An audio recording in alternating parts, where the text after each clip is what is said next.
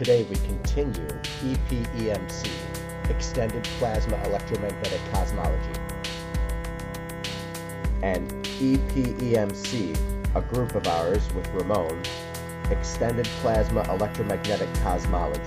You can find us on Rumble also on the podcast called The Pulse. I'm Buddy James, your host.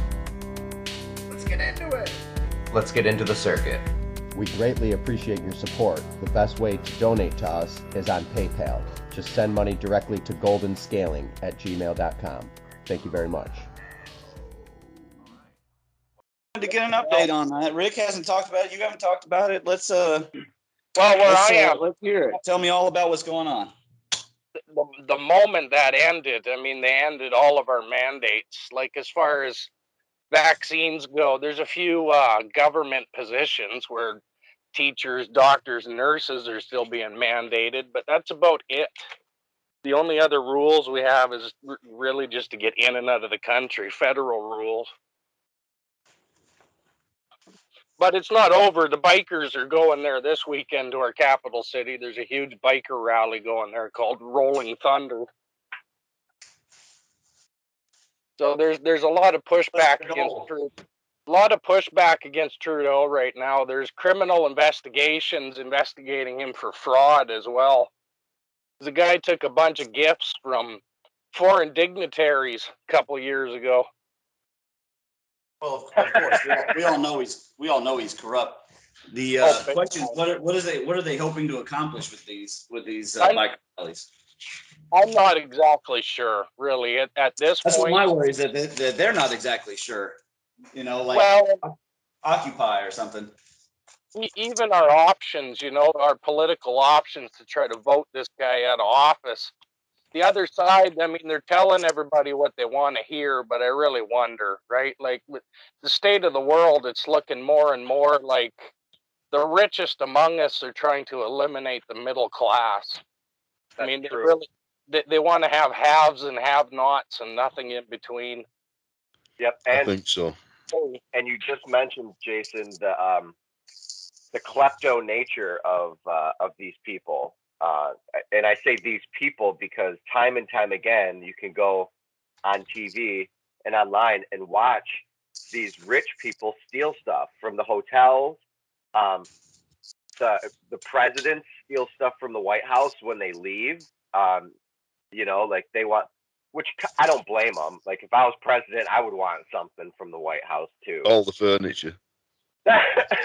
Millions of pounds worth. Yeah, Clinton apparently stole all the furniture. Dude, they were petty. They were like Arkansas white trash when they left. Yeah, yep. It's like, you're gonna put us up for 4 years and have us deal with this damn country and not give us one lick of furniture. But they probably auctioned it all, but it's a trashy thing to do. It's seriously a white trash thing to do. Bottom of the barrel, dude. That's like going into Walmart and stealing a bunch of stuff and saying, "Well, I don't steal, but I steal from big box stores." Like, well, it's only the taxpayer paying for it all, so they don't give a toss. As far as giving each other gifts goes, I'm sure they'll carry on doing that, and they won't upset that little apple cart because they're all doing it. They're all getting really nice gifts off each other, aren't they? To grease the wheels of like politics or whatever it is. Well, the greatest gifts that they send each other, we like to theorize about, and they like to act like it's not happening, which is the passing around of people, slaves. That's the main one, yeah. Yeah, I mean, can you imagine how much there is relic? There's something called a relic in the Catholic Church and just in general. But a relic refers to, there's a first degree, second degree, third degree relic. And like, a first degree relic means that it touched the Pope. Whatever it is, touched the Pope. If it's a piece of clothing or whatever it is, it touched the Pope. So that's a first class relic. People will pay thousands and thousands of dollars, maybe millions, for a relic, right? Now imagine how much people would pay for a used person, a used quote unquote, I don't know, I don't even want to say it, but a used child that was brought in there, had indecent acts with the Pope or someone on a higher scale, president, Jeffrey Epstein, whoever. Then that child goes to the next person, and it's $1 billion more because it was just at the Pope's, you know, because it becomes a living relic now, not just a piece of fabric or a piece of, you get what I'm saying? And I'm just hypothesizing. I'm not saying that the Pope does that. I don't want to believe that that happens, but I've heard it through the grapevine and different TV shows. So it's okay to hypothesize, right, guys? Right. It's okay. Hypothesize away. No, even our system of entertainment. I mean, it's not much different than the old Roman circus and bread. I mean, your people like Johnny Depp or Amber Heard or whoever you want to exemplify. I mean, they're given liberty in the form of economic freedom by keeping the masses entertained. It's not much different than what the gladiators did in the ring. No, functionally, it provides the same deck and cover for the ones who all want to have the power of the divine right to rule. Yeah. Yep. The thing is, now they're suffering because all the dirty linen's been exposed in public. They've lost all the privacy, all the dignity, and now they're trashing each other for the last pennies. Well, I don't think Hollywood saw this coming, where all of a sudden you'd have the rise of your social media stars, you know, your TikTok stars, your whatever, because they're just reeling from it. You got a kid with a camcorder that's got, you know, more views than CNN at this point, and all he's doing is playing video games and making funny sounds and showing cat videos. I don't think the real elites in Hollywood saw this coming, because this is a major trend changer and could really destroy, you know, the entertainment for what it's been for the last 80-90 years. Yep. Well, it's got to a level of dumbed downness that I don't think you can get any more stupid, really. And that's what's occupying people's minds, and you know, especially the youth. Yeah, I think a lot of it looks like Idiocracy to me. I mean, it was semi-predicted because of how dumb things already were a decade to 15 years ago. You know, Mediocrity was made probably almost 20 years ago now, and we followed suit. They called it. Who thought that Idiocracy was going to predict the future more than the other movies? Yeah, totally. It's so on point that it's unfunny now, you know, but it's on YouTube for free, by the way. Yeah, you watch it and you're like, well, that's happening. Why is that funny? It's no longer funny. Yeah, you know, it's sad. It makes you upset. You know, you're sitting there going, well, damn it. You know, why didn't somebody do something about this back when this was predicted, you know? And the truth is, the only way that things are going to transform is people convert righteous anger into righteous action. And righteous action, of course, is a tough thing to have, but it is available at all times. I mean, that's the one thing that George was definitely getting correct about the Jedi path is, you know, have righteous action.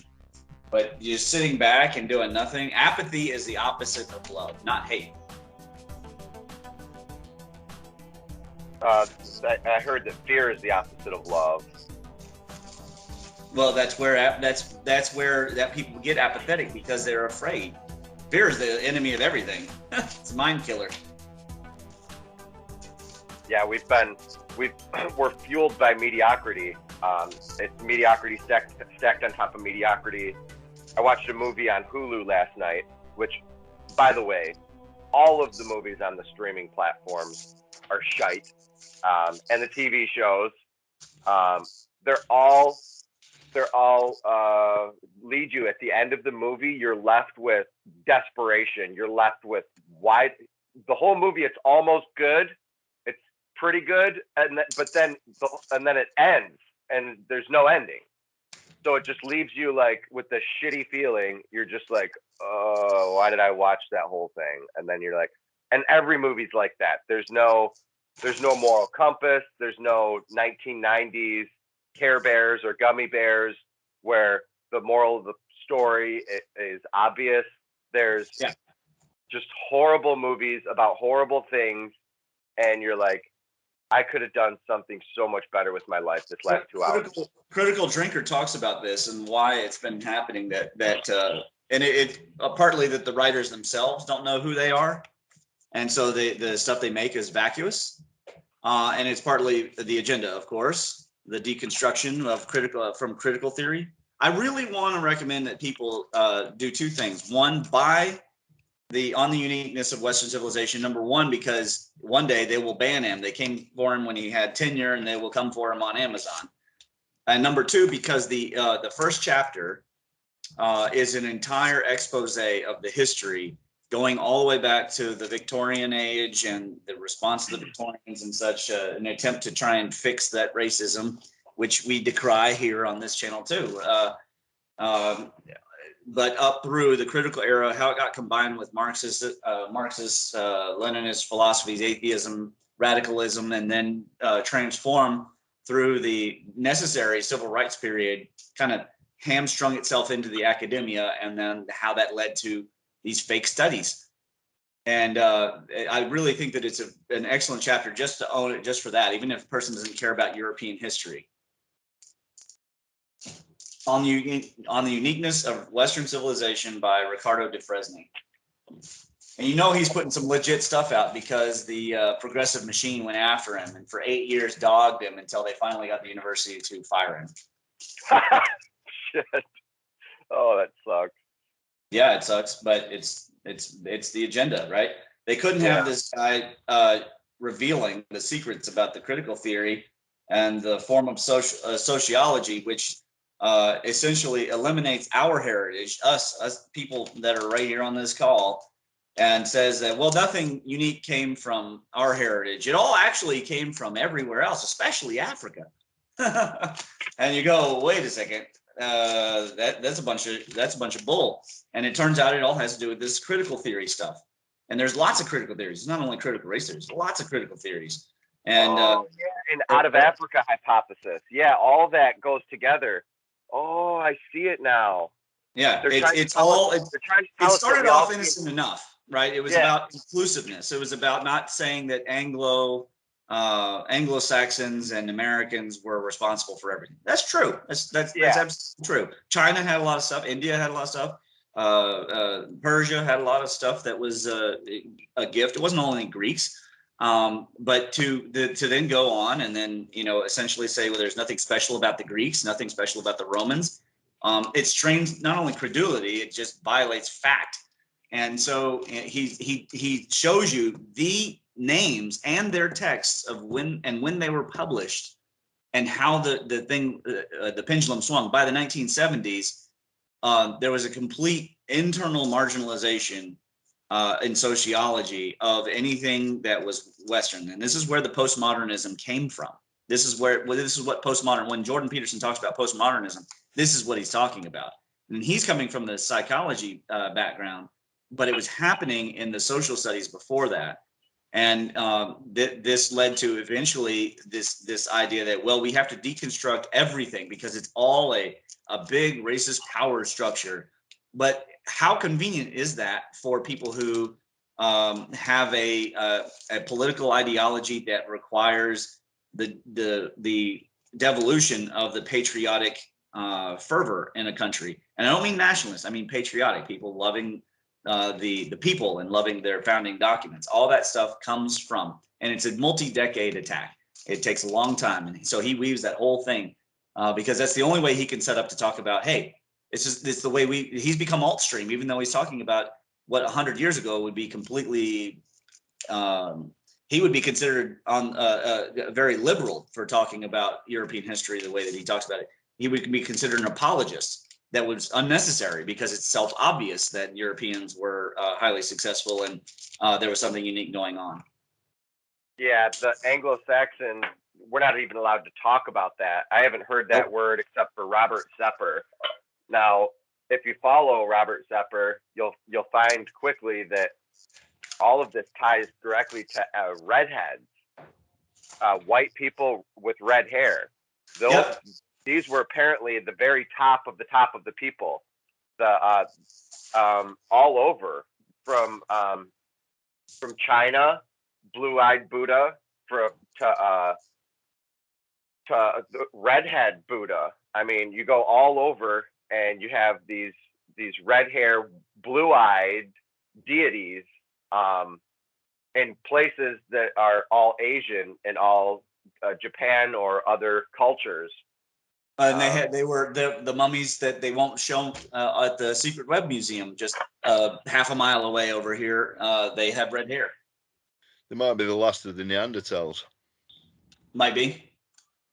Well, and something really seemed to have happened around, the time of Julius Caesar and the Gallic Wars. All of a sudden, Rome became the predominant power on Earth, and they pushed the Celts and the Gaelic all the way back to the Britons. I mean, those people were scattered across France and Germany, but Rome pushed them all the way back to the point where you now have Scotsmen who were originally Franks, but they all took on the Gaelic Celtic identity, and they ended up being pushed all the way back to the Highlands. That's a possibility, but I think that process was going on before the Romans. No. I think the Romans were, which were supported by the Middle East mainly, were a banking empire, and that's all they were really. I think because they didn't have an identity of their own, they used the histories of people like the Celts, who had long histories, and the history was recorded in these poems. Yeah, definitely. And it's evident now that if you look at the first writings or the first language of the Irish is just about identical to Sanskrit. There was very little difference. They could probably have understood each other if they were talking. So there was almost a universal language that did split into Sanskrit, Welsh, etc. But these were the oldest languages. And if we can find the Muslim Quran has adopted even a lot of these British myths, these Irish. When I say British, I mean the Irish originally, and also I want to say that Ireland just didn't consist of Éire or Erin. It did later on, but at that time that was regarded as one place, the British Isles, and I think even in 560 BC, King Lud, who was the founder of, meant to be the founder of London, he unified the whole of the British Isles, because you've got Ladlaw, which is a mountain near me. You've got Lydgate, you've got London. And these names happen right across the length and breadth of the British Isles, the same as the Chaldean names, which means originally the fire, the Caeli, the fire, and it was the fire worshippers, and they were the people up on the mountains who had the towers, and these ideas were directly taken and put into the Quran, but the difference is that the actual places were transferred to Middle Eastern towns which didn't bear these names before, and you'll notice all these towns that are getting dug up in Israel, because they're desperately trying to find old towns, not very successfully, I might add. They later get called, this is Nazareth, or this is Tyre or Sidon, you know, and they didn't, or Jericho, and they didn't actually know that that was the place. It just kind of fitted the narrative, and you know, and this is why we've got this situation now. But when we start looking at the facts as they stand, these narratives couldn't have happened down there. There was no way they could have happened, and I think this first language was the one that spread right across. Was basically a universal one. I mean, even the words pop up in China, so right across the Eurasian continent, they were using, you know, they could understand each other basically. And of course, just slipping over the Bering Straits on canoes, which they might have been able to do at one point. Well, we have a settlement here just off the coast, just north of Vancouver. They've radiocarbon dated it to 15,000 years, and it's a native settlement, and it's full of fishing gear and canoes. And so that's the predominant view here in Canada, in on the west coast anyway, is that walking across the land bridge was just, I mean, who walks across a blizzard? You're not going to make it very far without a heck of a lot of supplies and animals to pull it. And it seems more and more likely that this was a canoe trip that took place. I would agree with that. I agree entirely with what you said there. Yeah, they had means of pulling the gear around, and in fact, yeah. I think they transported all the shelters, all the tents, all the tools, the wives and kids and everything were in the boat, and when it got to night time, they'd row out, throw an anchor down, and they'd be safe from any marauders, you know. Yeah. And so I think they all lived in these in water or on water. Well, it's more and more too that during the Ice Age period, that the west coast of North America didn't freeze. It remained a rainforest. We didn't have glaciers all the way to Vancouver, to the Pacific coast. It was rainforest here, rather than this global snowball that they try to portray. That didn't seem to be the case. I'd agree with that, and it seems that in the years after the Younger Dryas, the temperature in the northwest of Europe, around here, went up, so it was almost getting Mediterranean. It was certainly a drier, warmer climate than we've got now, and so trees just went absolutely bananas. They loved it, but yeah, they were in. I mean, even the seas were probably less choppy than they are now. You know, the Pacific it'd be a Pacific Sea. It'd be flat.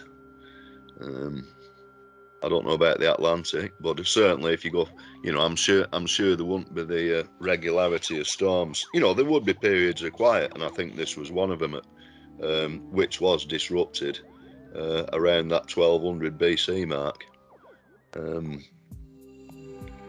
because there are no records of anything happening from 1200 till I think maybe 960 BC. Nothing happened. So we've got a bit of a hiatus there. But I mean, it is interesting that we are. I mean, the genetic information is coming out now, and although it's still pretty tough to interpret a lot of it, it is looking like these original Americans did come from Siberia, one way or another, over the thousands of years before they reached America. So they, like I said, these might have met up again.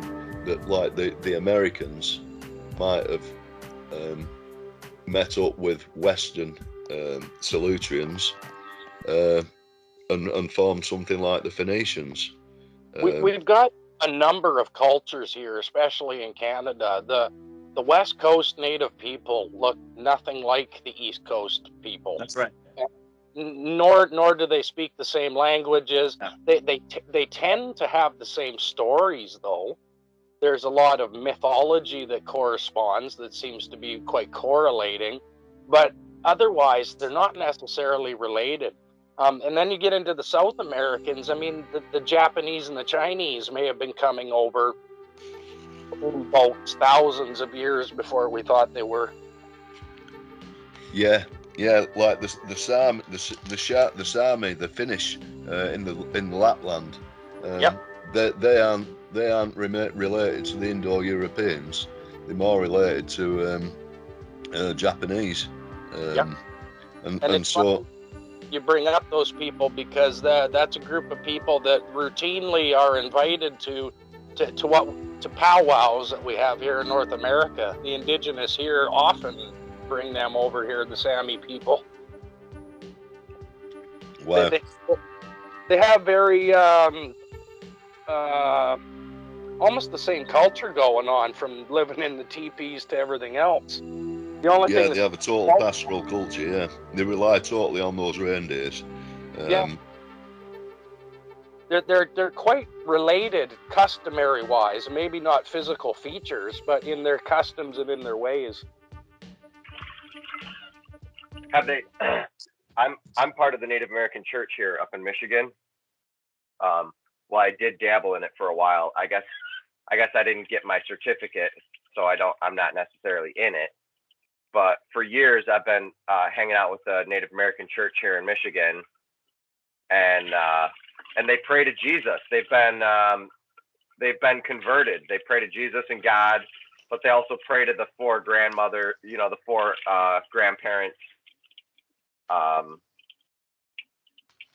So the grandparents of the north, south, east, and west, the four directions basically are the grandparents.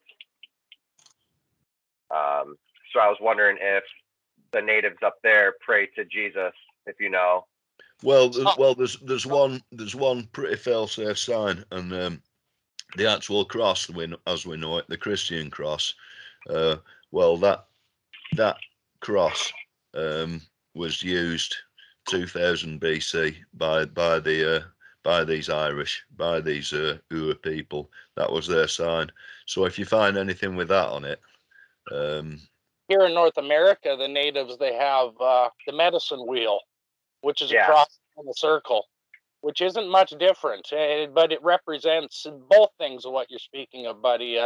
Praying to the four directions as well as Jesus in the center. Yeah. Yeah, okay. Yeah, that's interesting because interesting. in Homer's Iliad, they're talking about the directions of the winds, and they put these on a. I think it's an either an 8 or a 12 spoked wheel, and they talk of it as a wheel, the Yule. That's the wheel. Well, it's an interesting thing because it's a combination of two motifs, the cosmic pole and the cross motif. And so it's a very convenient religious and the wheel to use, and it would speak to people all around the world. And probably the Christians designed it that way because they came from a place where, we talk about mixed martial arts, talking about mixed religion. Like there were Sufis, there were Jews, there were all sorts of different kinds of ites. And they had to engineer in a way that they could really speak to them. And they were already persecuted by the Romans who were pagan at the time. Yeah. So they had to really be smart about how they would bring in these former Zoroastrians and these people who were Proto-Egyptian and come from far off places. And so the use of that motif is incredibly ingenious. Well, and the Romans, in a way, the Romans, they were almost the first people to start tearing up history books and kicking over statues in a way, because every time they would conquer a people, they would amalgamate their beliefs to be able to keep control. Yeah, you're absolutely right with that. It became a religion, multi-religions. It all comes down to Paulism, really. Paulism, we might have heard it as the New Testament in the Christian Bible. Some people refer to that as Paulism because he wrote almost all of it. And in Paulism, you have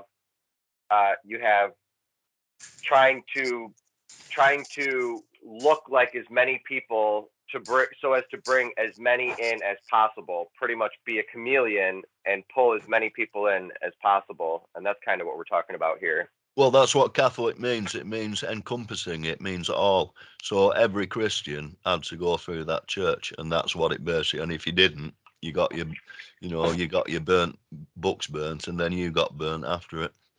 Yeah. So Catholic is like another term for universalism or universal. Yeah. It means all Christians. So the Pope is essentially the head of all Christians, being the Catholic Church, all churches. What's funny is, and I don't mind if I say this on record or on podcasts, because I've said it before, and now I forget what I was going to say, but I'm sure I'll remember. But that's why I hate trying to embellish something, make it sound better, because in the beginning of that, you'll often lose your idea. Well, this is called a raw podcast. As far as I'm concerned, you don't need to provide any preambles. That's just we're on Rumble now. I don't feel that you need to do that personally. Just have your heart at ease, my friend. Yeah.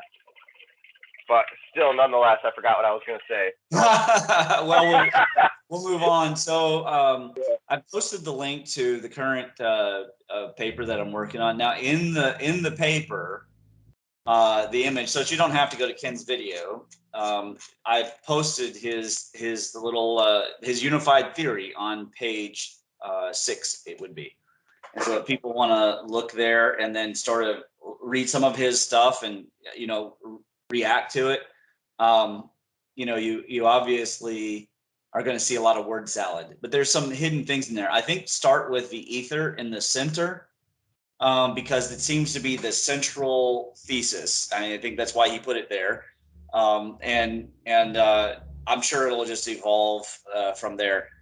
People who want to read my theories, they can just read the paper, but I think that the audience would love to hear what you guys have to say about Ken Wheeler's unified field theory. So have at it. I saw it finally.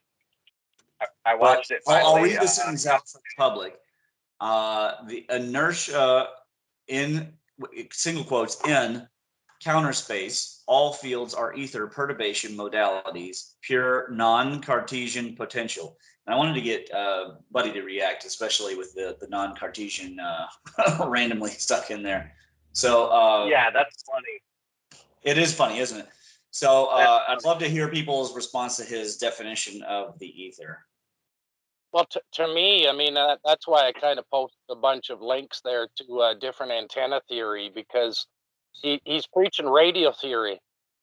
This is how a dipole antenna works, and maybe it is how the universe works. I'm not exactly sure, but I know definitely that the exploding of the torus within his model in the modal, like the pulse field perturbation, is just a dipole between these two cycles, between the collapse into a magnetic field to the explosion of the electric field. And that's exactly how a dipole antenna works, is what he's talking about. He talks about the field being conjugate, but he has no model of a conjugate field. That's right. About it. He could take the Dougherty set and show it, and his words would make sense with the Dougherty set behind him, because the whole entire thing is dipolar. The whole entire thing is a conjugate field. The whole entire thing is ether. It's plasma. But he doesn't have a working model. Sure, he has words that can describe, word salad that can help describe it. Well, non-Cartesian means it isn't in 3D, as far as I can see. Yeah.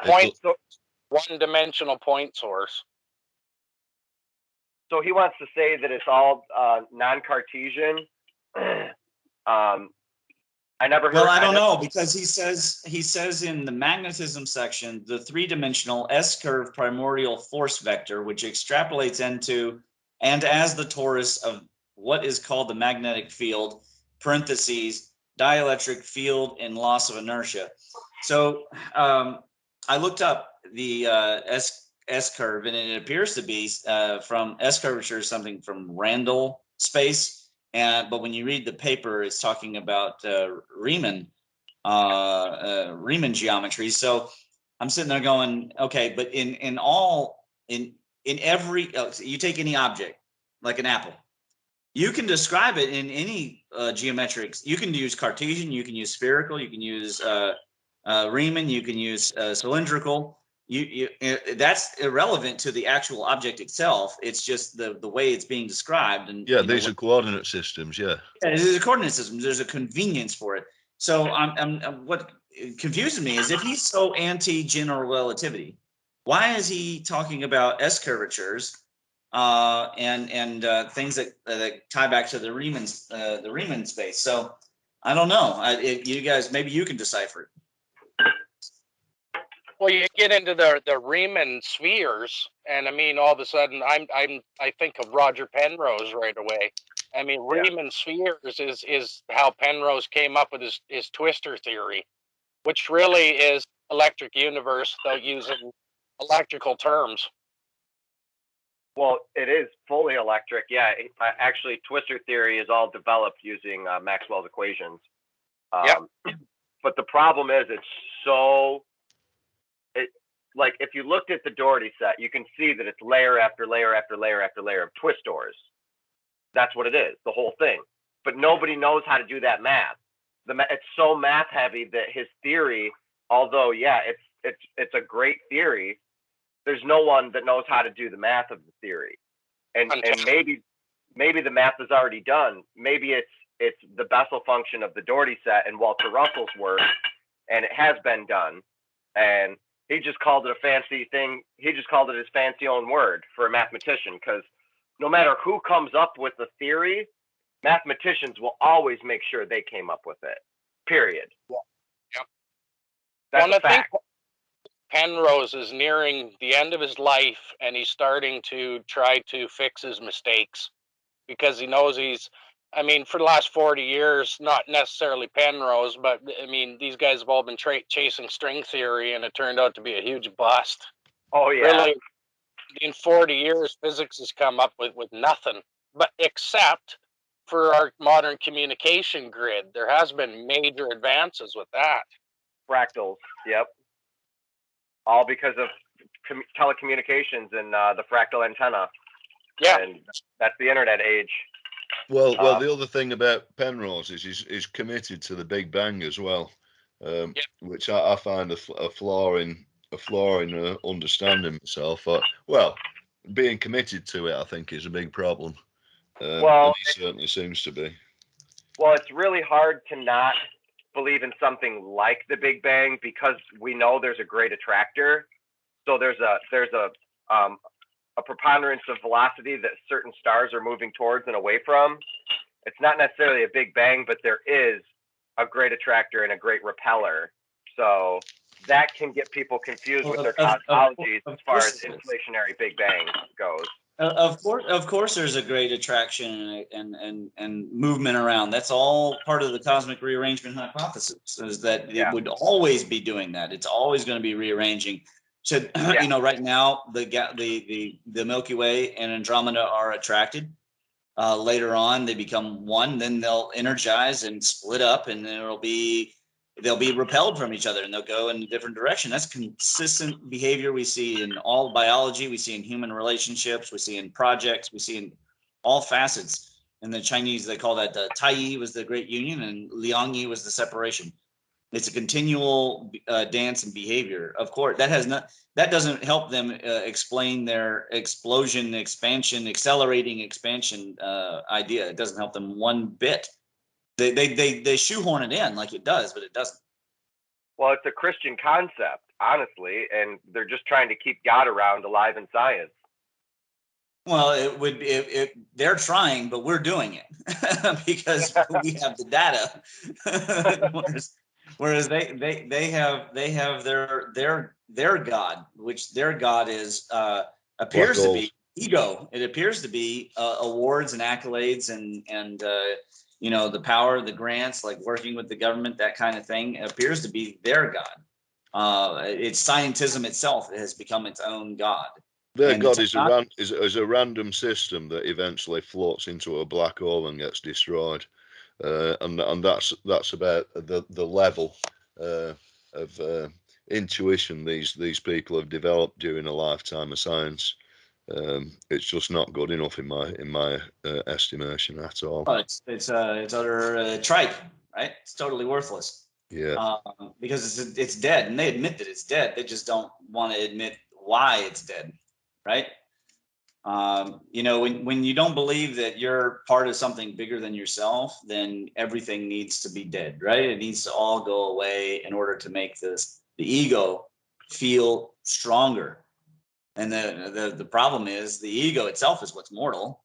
Everything else is, all the atoms are going to continue on, the spirit's going to continue on, the ether, the electrical discharges, the planet, everything else is going to continue on. What's going to die is the individual, not their eternal soul, but the part that they name themselves unto themselves. And that is a disturbing thing for people like who was that famous that famous atheist that everybody likes to quote, Dawkins. You know, that it disturbs them so greatly they spend an entire lifetime trying to debunk it. But it's like trying to debunk that water's wet. It's not. You're not going to be able to do it. You know, or trying to prove that the sky is currently blue. Yeah, it's a bleak philosophy, and it leads to the state of internet and the state of things as they are right now, which is a totalitarian, dumbed down culture, you know, dumbed down, where it's nothing's really there's no meaning to anything. So you might as well just go around and work on your resume your whole life, but there's no meaning to it. So just make yourself look good. Well, there is. That's it. That's what I'm doing. Psychometric tests for bloody Microsoft. Who'd have thought it? I hate Microsoft as it happens. I got a Microsoft Systems Engineer qualification about 20 years ago, and it cost me a couple of grand to get it. And off I went to India on holiday anyway. And while I'm sat there on the train in India, I say, "Oh, Microsoft Certified Systems Engineer, passport and 12 grand wages, start immediately in the UK." And that was being advertised in Mumbai, you know. And so we were told we'd expect a job from 25 to 30 grand, and of course there weren't any. It was just you just getting conned out your training money. That's it. So they're actually trying to put me on another one of these at the moment. It's a blasted Microsoft boot camp for 3 months, and I really don't want to learn how to add up, multiply 2 by 3, see if you can bleeding do multiplication and division, and then go a step further. And all the time you're being assessed. You're being assessed on these psychometric tests as to your level of concentration, your aptitude for being in a workplace, your attitude to other people in a workplace. 3 months of it, and I know what'll happen at the end of it. They'll say, well, you know, there's a job here at 15,000 quid, but you've got to buy all your Microsoft Office suite. Not a chance. Not a chance. But anyway, I've got to do it, so I'm doing it.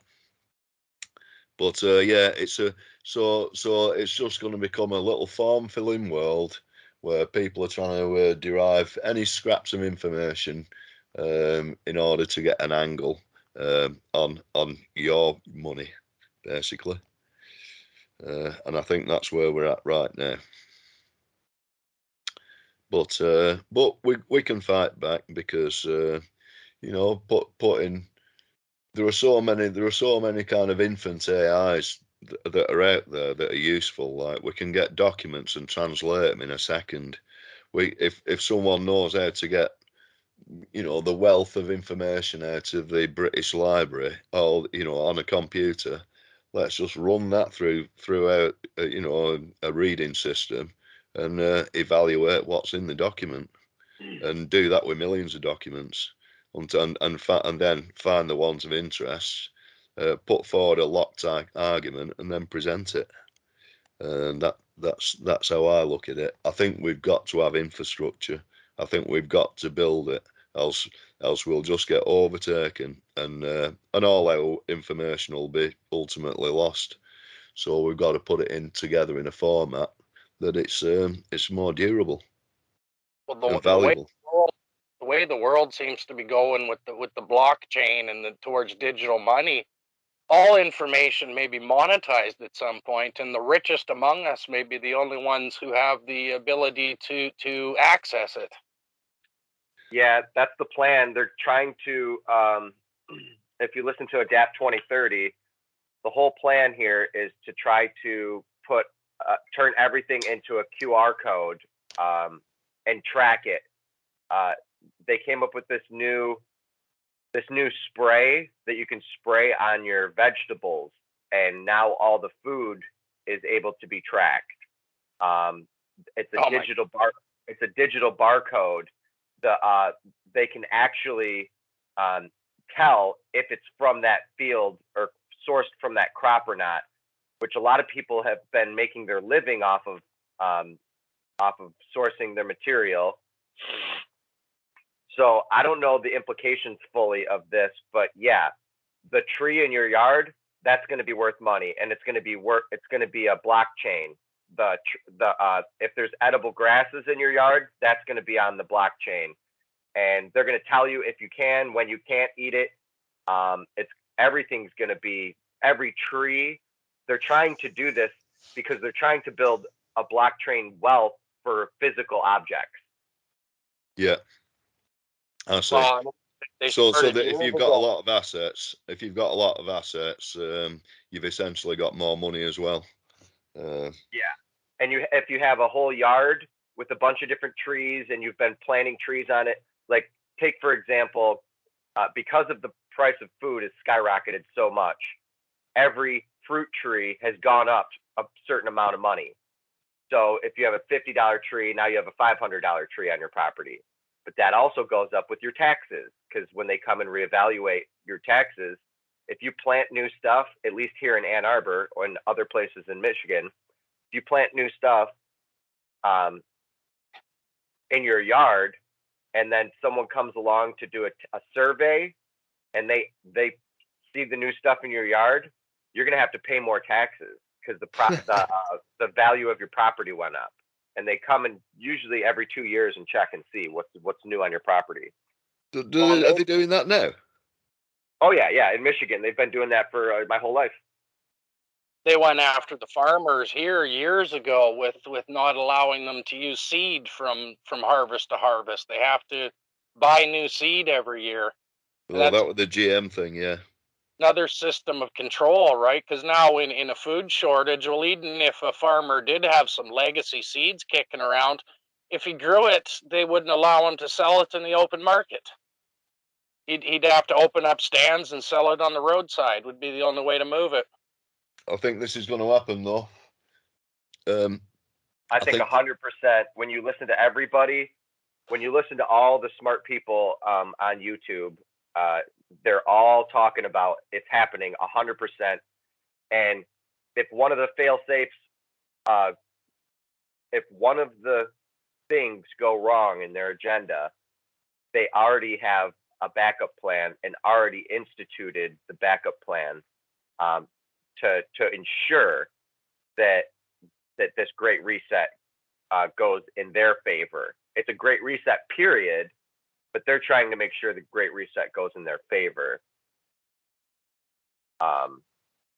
Yeah.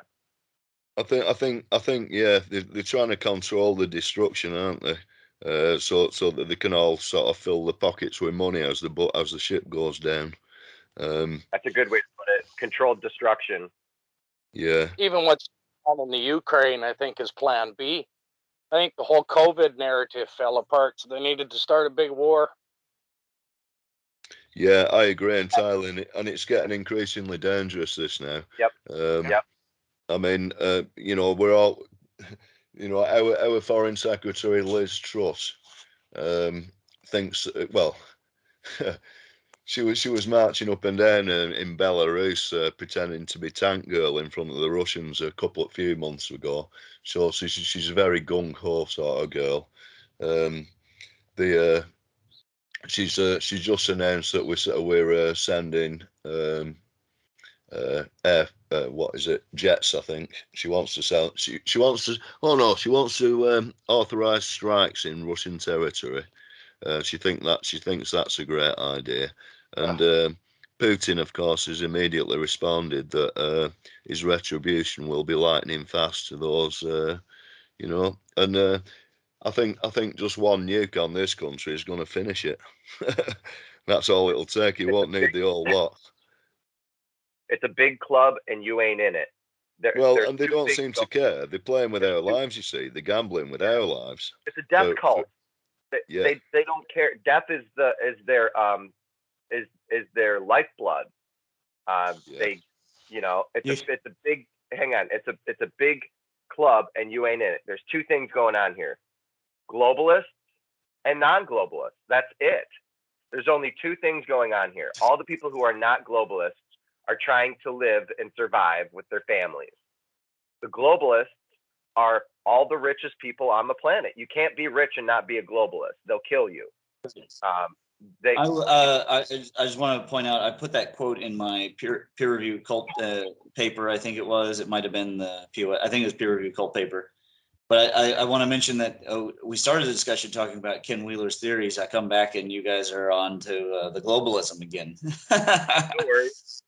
No worries. I mean, actually, we started. If you guys could tie the agenda back, maybe talk about the Tesla conspiracy, to the cover up of free energy. I don't know. Somehow, let's get back to the ether. Okay. Well, here I got a question. What is all the weird stuff that happened in the old World Fair? I heard that a bunch of weird stuff was happening at the World Fairs around the world, and there's a lot of Tartaria talk. The 1800s you're talking about?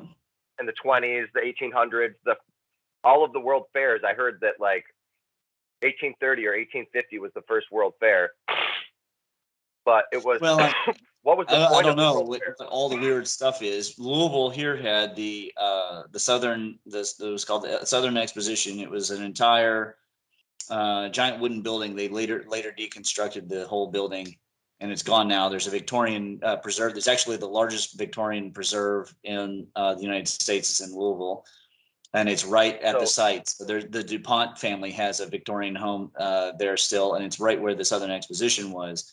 And mostly they were displaying technologies, right? The world of the future.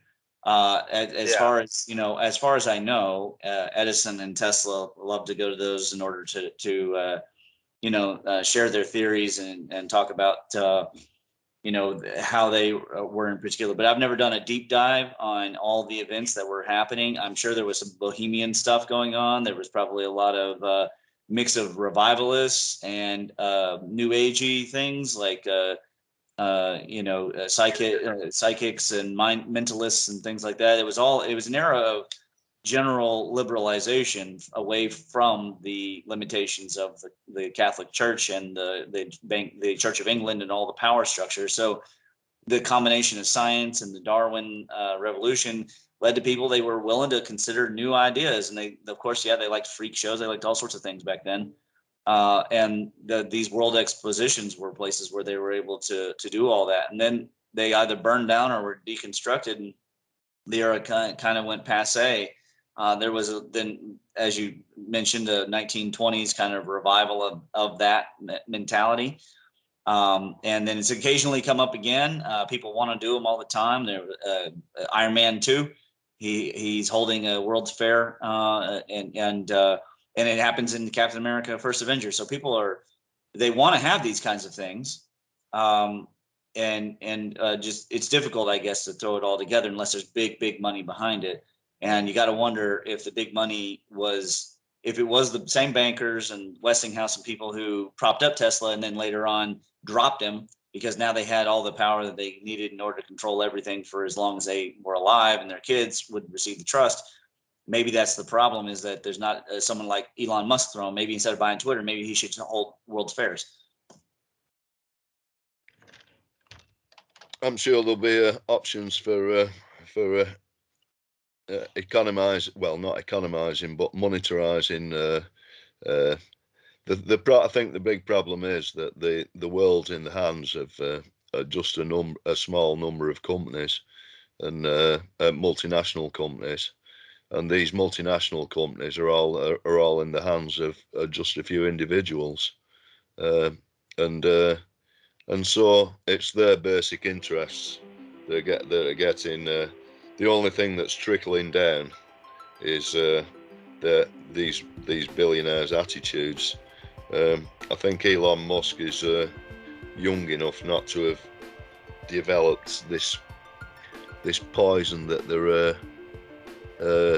they all seem to be party to, figuring out how to manipulate other people. It's like Bill Gates is still running around doing his dirty deeds, isn't he? His top 10 books that you should read.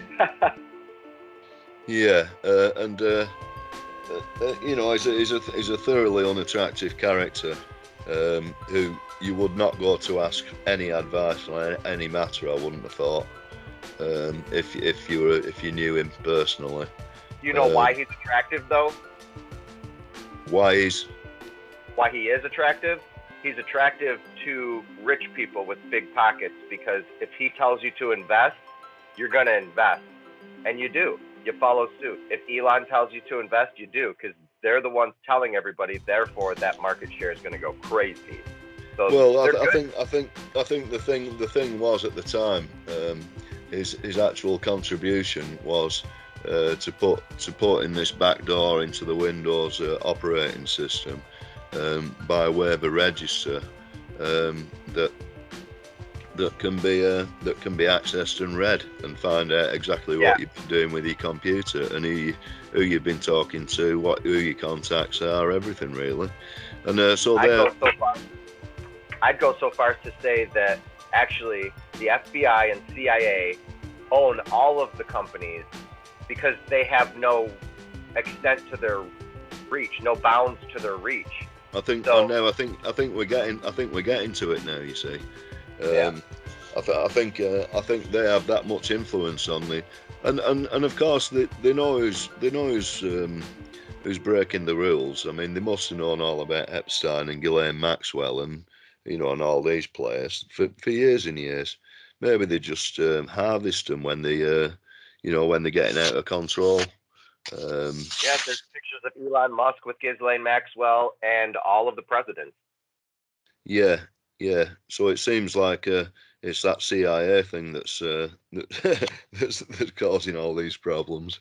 It's the Jimmy Savile. It's the Jimmy Savile of our day. Is Jeffrey Epstein. And if you look up North Fox Island in Michigan, we had the same thing going on here in Michigan in the 70s, and everybody got away with it. Why do you think you have all these movies about islands and hunting people and keeping them in cages? These are all truths. These are we're watching people live out truths of horrible things that they did to the deprecation that they did to people. Yeah, and now it's all on Netflix and Hulu. And honestly, there has to be an end to this. It only gets on Netflix when the perpetrators have died, doesn't it? It's like Jimmy Savile. There's a lot of famous killers. There's a lot of famous killers, and a lot of famous people still, and infamous.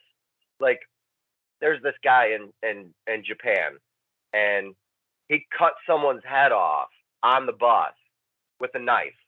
Just cut his head off and started eating him in front of everybody. Went to jail. Went to I think what's that? The mental institution or whatever they call it nowadays. For a little bit of rehab. Got out, and he's famous. These killers are famous. They have women throwing themselves at them, and they also in the Nordic regions. I always forget what to call that area.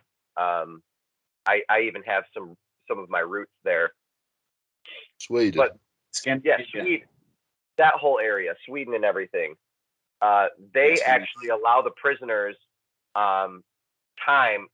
If you kill a whole entire family, not in an honor killing, which is a horrible other subject that I don't want to get into, but if you kill your whole family or something, you go to jail and you get time out of your cell in life, in reality, and you can sleep with women and create relationships and have a family and have children. Yeah. That's the freedom you get inside of the prisons up there. Well, that's absolutely insane, isn't it? But there we Yeah. are. Yeah. And it's like, and in America, they can't take the freedom of social media away from people in prison. They took it from Donald Trump. They can take it from anybody. These people inside of prisons that do horrible things, they have all of these rights. More, it seems like even more rights than people on the outside have. It's just despicable, and it's haunting to see that all of these horrible killers and rapists and everything are in prison, and they have more and better relationships than so many people on the outside who can't even have a relationship, or have a hard time holding a relationship down. It's just nuts. Part of the problem is that a lot of good people have such unrealistic expectations as far as other people having no flaws. They're not willing to forgive. A good marriage is full of forgiveness. But as far as the reward of the black magic, the reward of the human flesh industry, as Jesus said, you've had your reward. We know what God thinks of money by who he gives it to. So, the accumulation of wealth it's a temporary satisfaction. Everything is really that unfortunate dualism. Those of us who are willing to wait and to conquer later and in our time, and those who want it now. But the problem of the opium of accepting these kinds of conditions is a serious issue, because good people are supposed to be willing to look the evil in the eye, the politicians in the eye, and tell them what scumbags they are, and tell them exactly what they deserve and the place that they deserve in the universe, which is, of course, to burn in hell, and preferably get the rope. All right, traitors should get the rope. Mass murderers should get the rope. Drug pushers who are out there ruining lives should get the rope. They all should get the rope. The rope is a renewable resource. It's cheap and easy, but we aren't willing to do it anymore. And so who do you blame? I mean, you could always blame the person full of sin. Lynching is not illegal, and hanging people is not illegal in the United States. Well, I mean, let's face it, it's a French thing to do the guillotine. We're not going to do the guillotine. When the West was won, we had bandits roaming everywhere. And we had native tribes committing atrocities on settlers, just going about their lives. And they did it to each other, too. This is an important distinction people understand. The natives, there was one account, I think it was the Creek. It might have been the Crow. Anyways, the French sold them a bunch of guns and firewater. And they immediately drank the firewater, took the guns, jumped on the horse, and went and committed a mass murder of over 100 of a tribe that had no ability to defend themselves. They were bow and arrows, they had no horses, etc. So it is in the human nature to commit these kinds of atrocities, and only by training oneself to become difficult to kill and capable of fighting back can one find the truth. That's why I so push martial arts and so push boxing, wrestling, MMA, anything. If people will do anything, for God's sakes, just go to the range and shoot. Watch boxing and practice your shadow boxing in your house. Whatever you can do in order to train yourself up, because the thunder is the truth. That's what these ancient cultures knew. Thunder is the truth. That's why the word truth starts with, it's got the T rune in the beginning and the TH at the end, because thunder is truth. And that is something that a lot of people today, they're I don't know if they're just a bunch of salad eating hippy dippy nonsense people or what. I don't know what their problem is, but then they want to use force and then they get knocked out, like that cop knocked out that BLM guy. He tried to put his hands on the cop. Cop knocked him out. That's the truth. The truth is, you're not as good as what you thought you were. And you go putting your hands, you go jumping in front of traffic, you go burning down houses, and then Kyle Rittenhouse, he gave those 2.5 guys, he gave those 2.5 guys the truth. And we have to be willing to look at things with the straight eye, because the force is the force. It's not called the pillow. It's called the force. So anyways, that's my 2 cents, but you all know I'm a little bit high testosterone today. Here in Canada, Ramon, we've got a rich history of exactly what we're explaining with the natives and the French. It's literally called the French and Indian Wars, because the French out of Quebec, they armed the Mohawks and the Iroquois, and the British, they armed the Algonquins, and they fought a proxy war here. The British and the French never fought each other. They used the Indians to fight each other, and tribal differences. And that was a big reason why Canada came to be. Of course, we actually have a famous Kentuckian who invented he has the first racetrack in the West. He's the one who made it go backwards because he so much hated the British. He actually went up to Canada and got himself shot in the face. And his widow lived by herself. She had a beautiful home. That home, you could still visit it, had like 3-foot thick brick walls. Of course, it was a slave built home.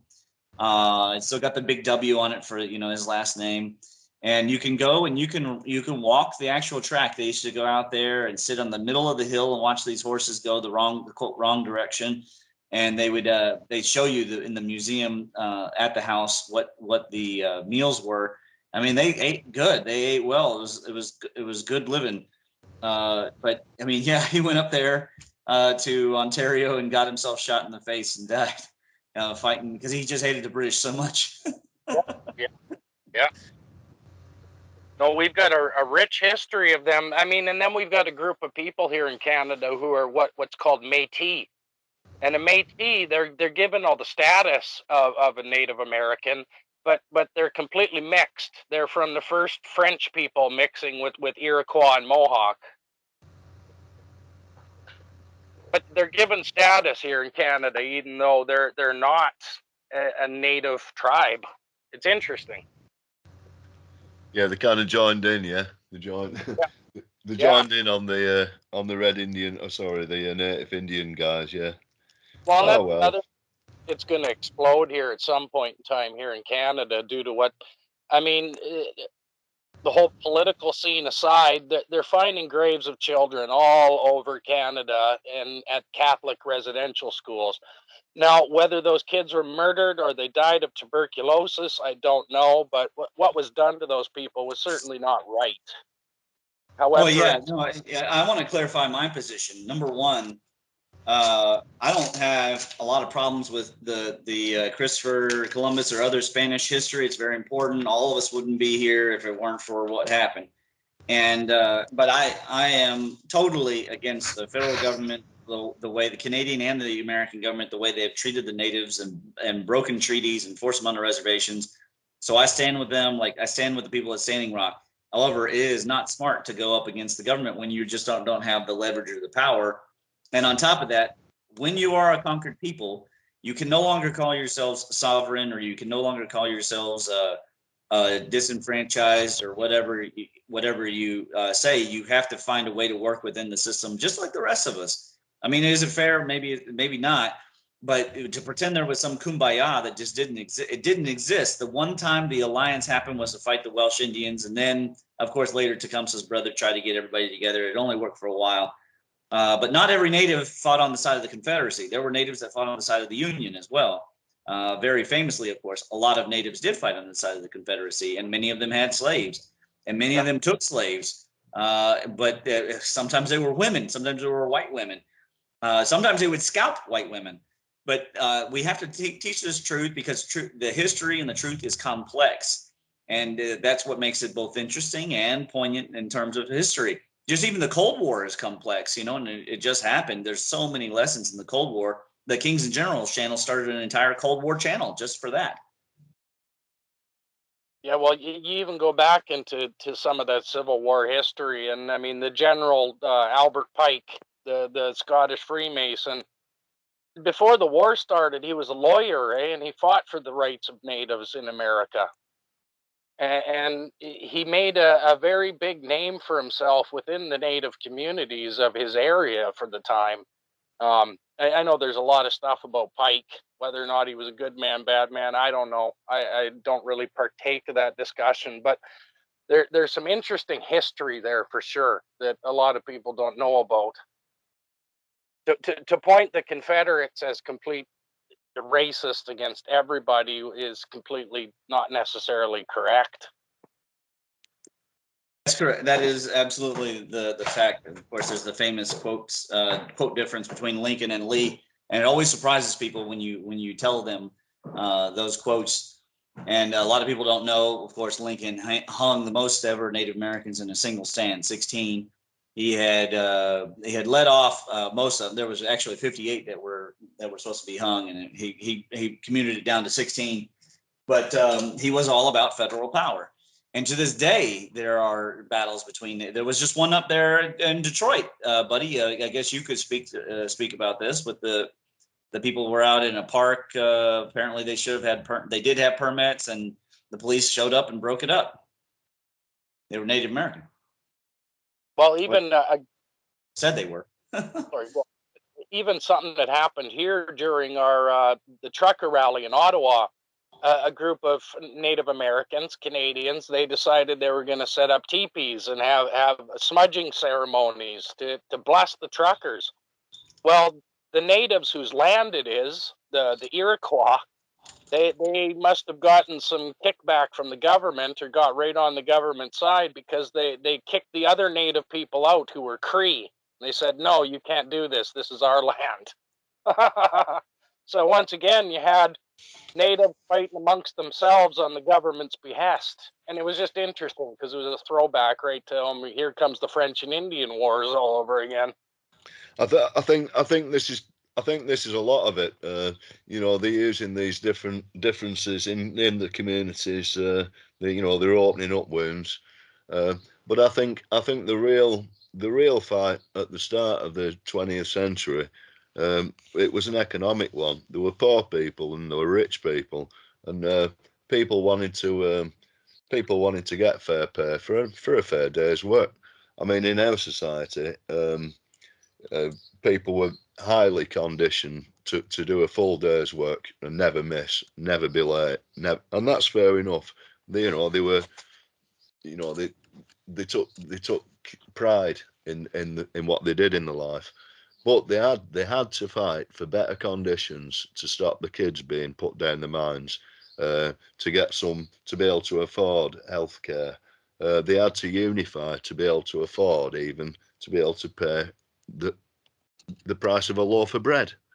They had to get together and do that, and that became a system like the cooperative, which started in the town where I live, and it's gone right around the world. It works very well, but it means that the profits are put back in. Are either paid out in dividends to the shareholders who are the customers, so that to drive the prices down, and also you can buy in bulk. So a shop would buy all the wheat needed for all the bread for the community.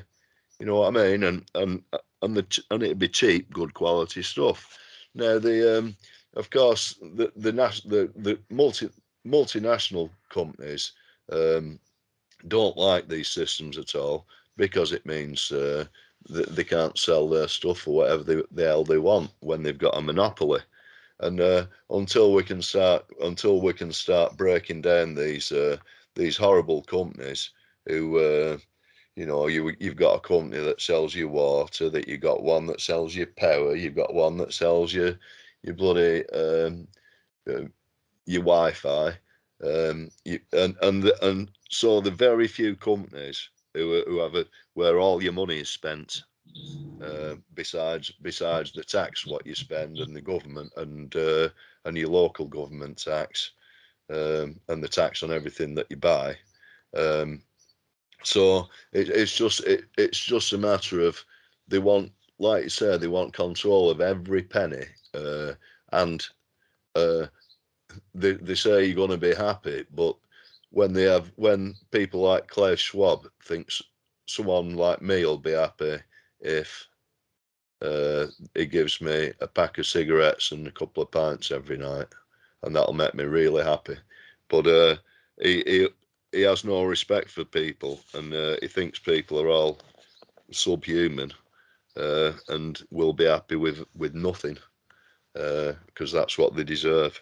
But of course, that these people live in a world where they don't have any money. All they do is just take what they want, and it clicks up on an imaginary register that never empties. And that's where we're going, I think, until we can break the power of these despots, starting off with these ones who are meant to represent us politically, and continually break the law, continually. Every one of them, of these MPs, is a lawbreaker, and we just can't get shut of the bastards. That's why Macron's just been elected again in France. How the hell has anyone elected Macron again? Yeah, exactly. It makes me wonder about Trudeau here when we go to the polls, because we got to get rid of him here.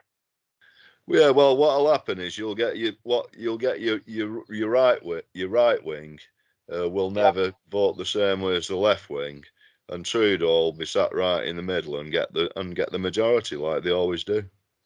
Yeah. Well, we're starting to find too that, I mean, a lot of the parties here are the same party. They've infiltrated each other, and really, I mean, it's no difference anymore. Exactly. I mean, the Conservative Party in Britain is it's very more left wing than the Labour Party. Well, it's not more left wing than the Labour Party because they're full on Chinese communists.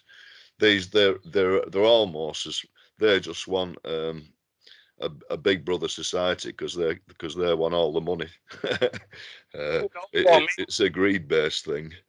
Maybe the aliens are trying to save us. I mean, I got wondering there the other day when Ramon shared that article about what they're calling mega masers. It's an interesting concept because with the emergence of plasma antenna technology, I mean, if you were truly trying to send a signal and talk to another civilization on the other side of the galaxy or whatever, you'd use your star. You would encode microwave transmission right within either the ultraviolet or maybe a little bit higher. I mean, you'd use a carrier wave and you'd encode microwave, right? And it would look like fast radio bursts. I mean, I guess that's why SETI is really, they've been looking at fast radio bursts for so long, but we may well be receiving communications from others, but we just don't have a proper receiver yet. We haven't found that filter. It's really about filtering out the different wavelengths. Yeah. But these fast radio bursts, so I mean, they're do they contain a lot of information? They could very well. And I mean, that guy Dyson, he talked about a Dyson sphere. If there was ever a civilization that was adept enough and had technology, they'd harness the power of their sun. Well, you wouldn't put a sphere right around the whole darn thing. You'd have 1/3 of it. You'd build a parabolic dish, and then you could send your own starlight in any direction. You could directionalize it, and all of a sudden, there you go. You got fast radio bursts. It's an interesting thought anyway, and it really started making me think when all of a sudden we're finding all kinds of weird stuff that really, it almost seems like communications. This doesn't seem random. Yeah. I think these interactions can get de-randomized somehow. I think they can.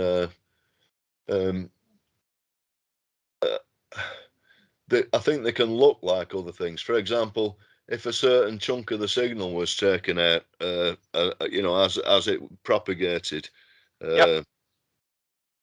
I think this is what you're talking about, isn't it? A filter to take some of that signal out somehow. Yeah, exactly. You'd separate the microwave from the visible light, or vice versa, because light can carry microwave like a piggyback because they're in phase. The microwave will ride right in the trough of the visible light wave. Yeah, That's yeah, really how a lot of our cell phones even work, is they're sending out a steady frequency to everything, but the information then rides along it as a carrier wave, almost yeah. like I see. Yeah, but yeah, then you need the filtering technology on the other end to be able to really, it's a Fourier transform, an electric way to do it. yeah. But again, you see, I know that sort of military communications and stuff, they'll Mm-hmm. there'll be a code encoded in there that tells you what's the next beam to jump to for the next chunk of information, and so I suppose, yeah, if you're using frequency modulation, I mean, on these things, I Yep. suppose it's unlimited what information you could put in a into a fast burst, really. Well, and if you were using the entire spectrum, like using an actual star as a plasma antenna, you can encode a lot of information. Yeah, that's it. That's it.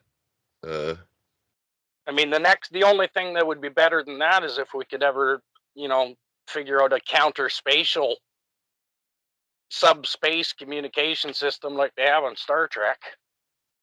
yeah, I wonder. I've often thought, would there be a way of seeing if the sun communicates somehow? I mean, we know it communicates with other sort of galactic bodies, Yep. in terms of these That is, discharges, and but that's actually a premise in the three body alien book trilogy. At some point, they actually use the sun. It doesn't call it the electric sun, but it's clear that that would be the only way that it could be done. They use the sun to try and communicate with other aliens. And what's interesting, as soon as they do, this is a little aside. So, dark forest theory. The idea in dark forest theory is if you came across markings of a tribe that you had never encountered and you had no alliance with, you had no data about, the safest thing for you to assume is that they're an enemy. And so, if you were to come across them in their sleep, then you would kill them.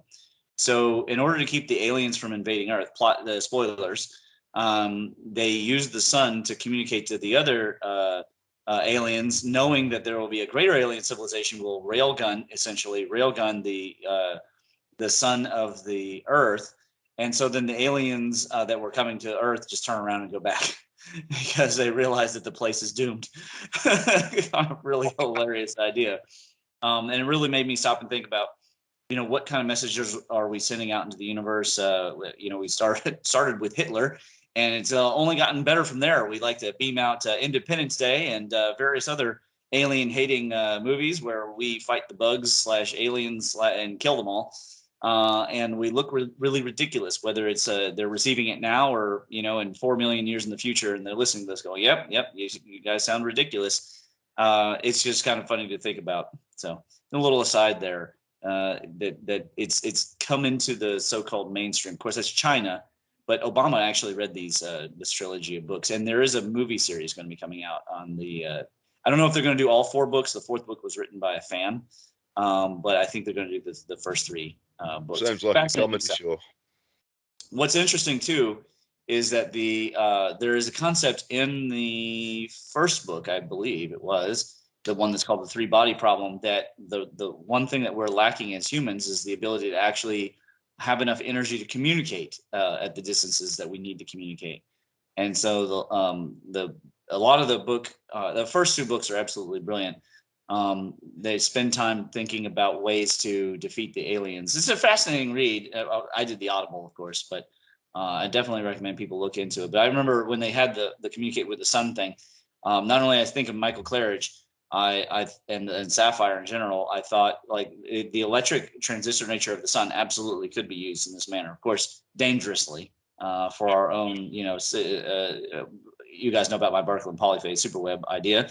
And so dangerously in that regard, but probably something we need to eventually get to when we're like a stage 7 society, because really beyond stage 6, when we're out past Saturn, is when we need to start taking extremely seriously becoming capable of dealing with any potential Kree Empire situations that could come about. It's only natural if there's already a British Empire of the aliens, right?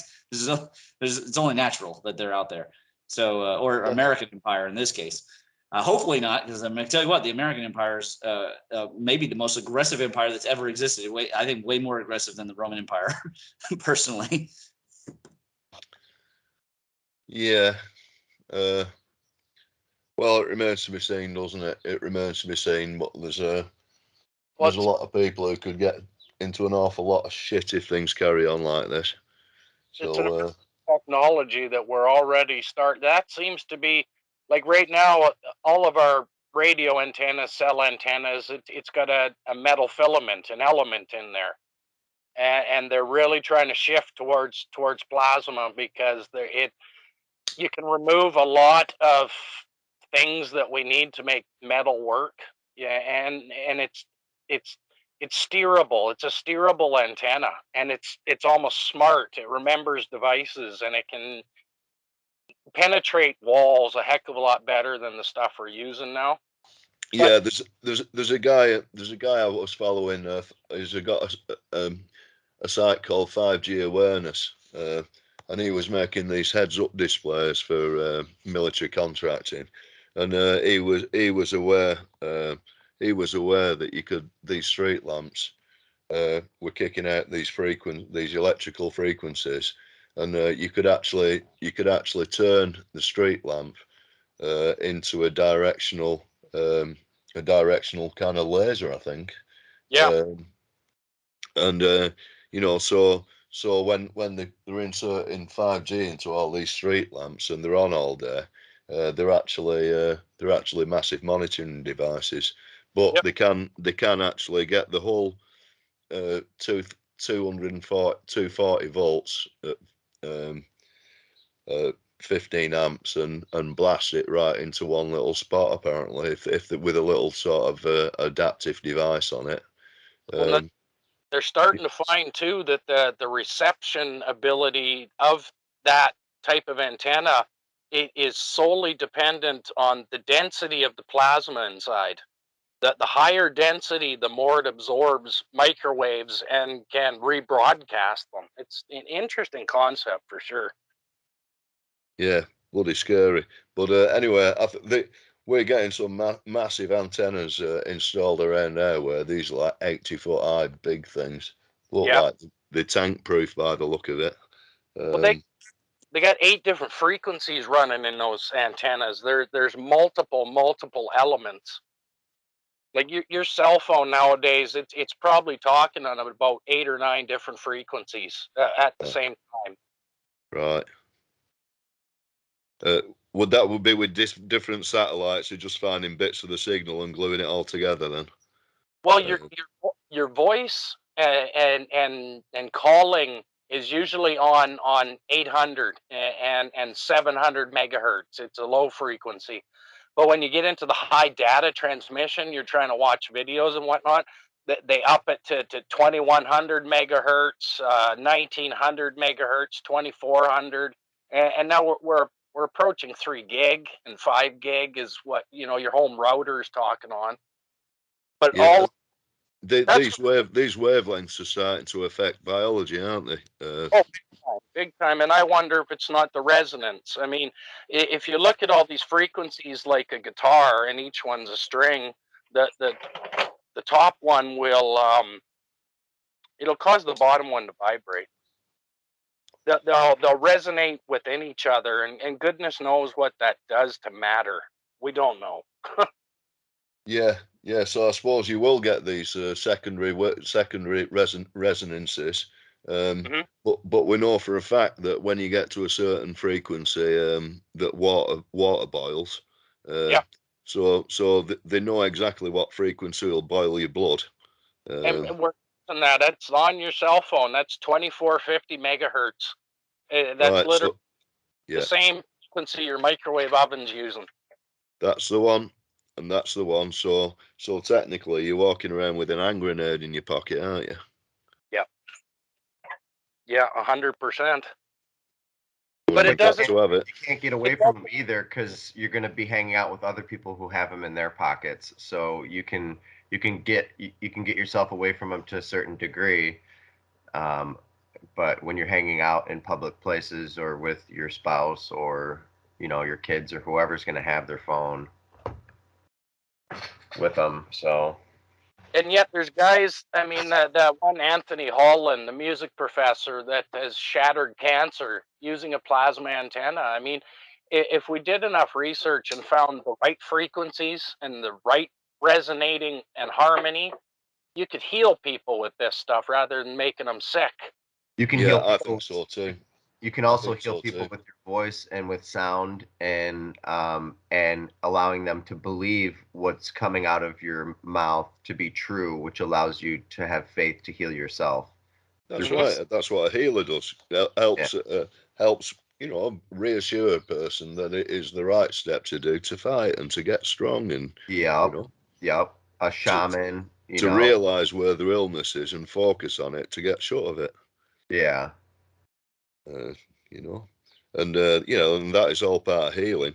But like you guys say, I think plasma treatments will have a massive role to play, in these technologies if they're done right.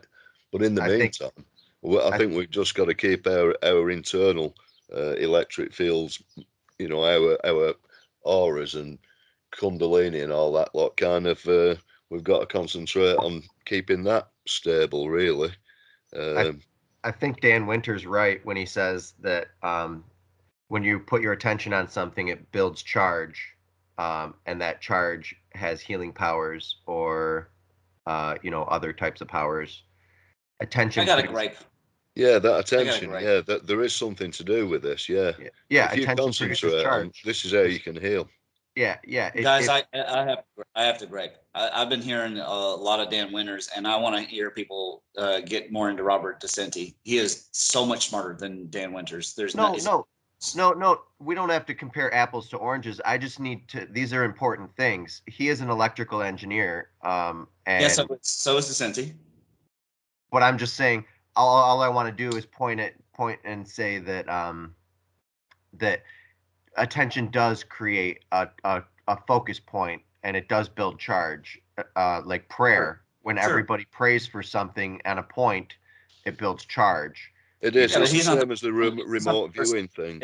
If you're putting attention onto something, guys, I don't want to give a plagiarist the credit for that when Buddha's been saying that for 2,600 years. That's not particularly news. The idea of focus, and so I just want to point out to the audience, and it's just a personal gripe of mine. I think that he's got to earn his place in the community, and I haven't yet seen him really proved. I would like to see him proved. He's got great work. He's got great work. He has great work. Yeah, if you look, he's proved quite a few concepts. That's why I talk about him all the time because. But DeCenti has a definition for the imaginary number, and he has an entire field of electromagnetic that fixes Maxwell. And I need to study his work. I don't know anything about him yet. Yeah, I agree. It's something that people I was just writing about him. This is why it came up, because you happened to say Dan Winters at the same time I was writing the word DeCenti. He actually replied to Ken Wheeler's video where he had this magnetic cylinder, and he was like, no one can explain this or whatever. And DeCenti explains it. And I think it's really important that people look at his work. He's a little bit of he's not a crank. He's concerned a lot with getting his credit. And so he tries to copyright stuff. He has a Patreon, etc. That's all fine. He needs to get paid just the same as anybody. He's an electrical engineer. He does a lot of the similar work as Jason does. So he's working with antennas and signals and that kind of thing. But he's a serious genius, and he doesn't over verbalize his ideas. And he has an entire set of ethereal mechanics. And it'd be interesting to go through because a lot of it ends up matching Weber. In fact, I would even ask DeCenti if I were face to face. I'd say, hey, how much of this did you get from Weber, you know, in his electrodynamical theory? I'm sure Robert would want to know, Robert Ashcroft would want to know as well. But I don't know. It's like the hype of the day thing that the internet does kind of bothers me a little bit. And I just thought I would interject. Like, I never hear anybody talk about Descenti, and he is absolutely, well, I do hear Robert talk about him, but mostly from the context of his series on the fallacies. He has a wonderful series where he talks about the fallacies of in the science community, and I definitely recommend people review that as well, because there are a whole lot of orders of acquisition issues in science, and we don't see anybody else do that. And I honestly, I'm still getting serious vibes of grifting from Dan Winters, sorry. But anyways, that's just my personal gripe about like all of that attention. And where is the accolades for talking about a person like Descenti? Because the solving of where the imaginary number comes from is a huge deal. Like, he should get the Nobel Prize for this, unless there's somebody else that did it and we just somehow missed it in all of electrical engineering. I mean, it's a huge issue. Anyways, sorry. That's fine. That's a big gripe. But that's all right if you don't like what's on the table for today's news. I mean, everybody gets information from different places. So you know, if I talk about, I'm not going to not talk about Ben Davidson. You know, he came at the Thunderbolts projects, and he came at this or that. But I'll mention him from time to time, and I'll still watch his show. You know, from time to time. I don't watch it hardly at all anymore because I'm really tired of the fear mongering and the American flag kind of stuff. But we shouldn't mince words there either, because most of Ben is actually Eugene Bagashoff or Kung Pa Bu Yin. Let's be honest. And now he's wanting to ride the coattails of Pratt. That is the majority of what Ben and Billy Yelverton. And you know, I'm not saying that there's nothing to the man. Certainly there's something to the man, but let's be real about where he's really, what's he getting it from? It's not from Ben. It's from Ben's a lawyer, and he wants to be a project manager. He's not necessarily the scientist, because, like you say, he's just organizing work of a volume of other people and arranging it to his liking to a certain degree. I mean, don't get me wrong, there's a lot of important information that suspicious observers pushes out, but yeah, I don't really want to go live in the desert for 40 years and wait for something that may not happen.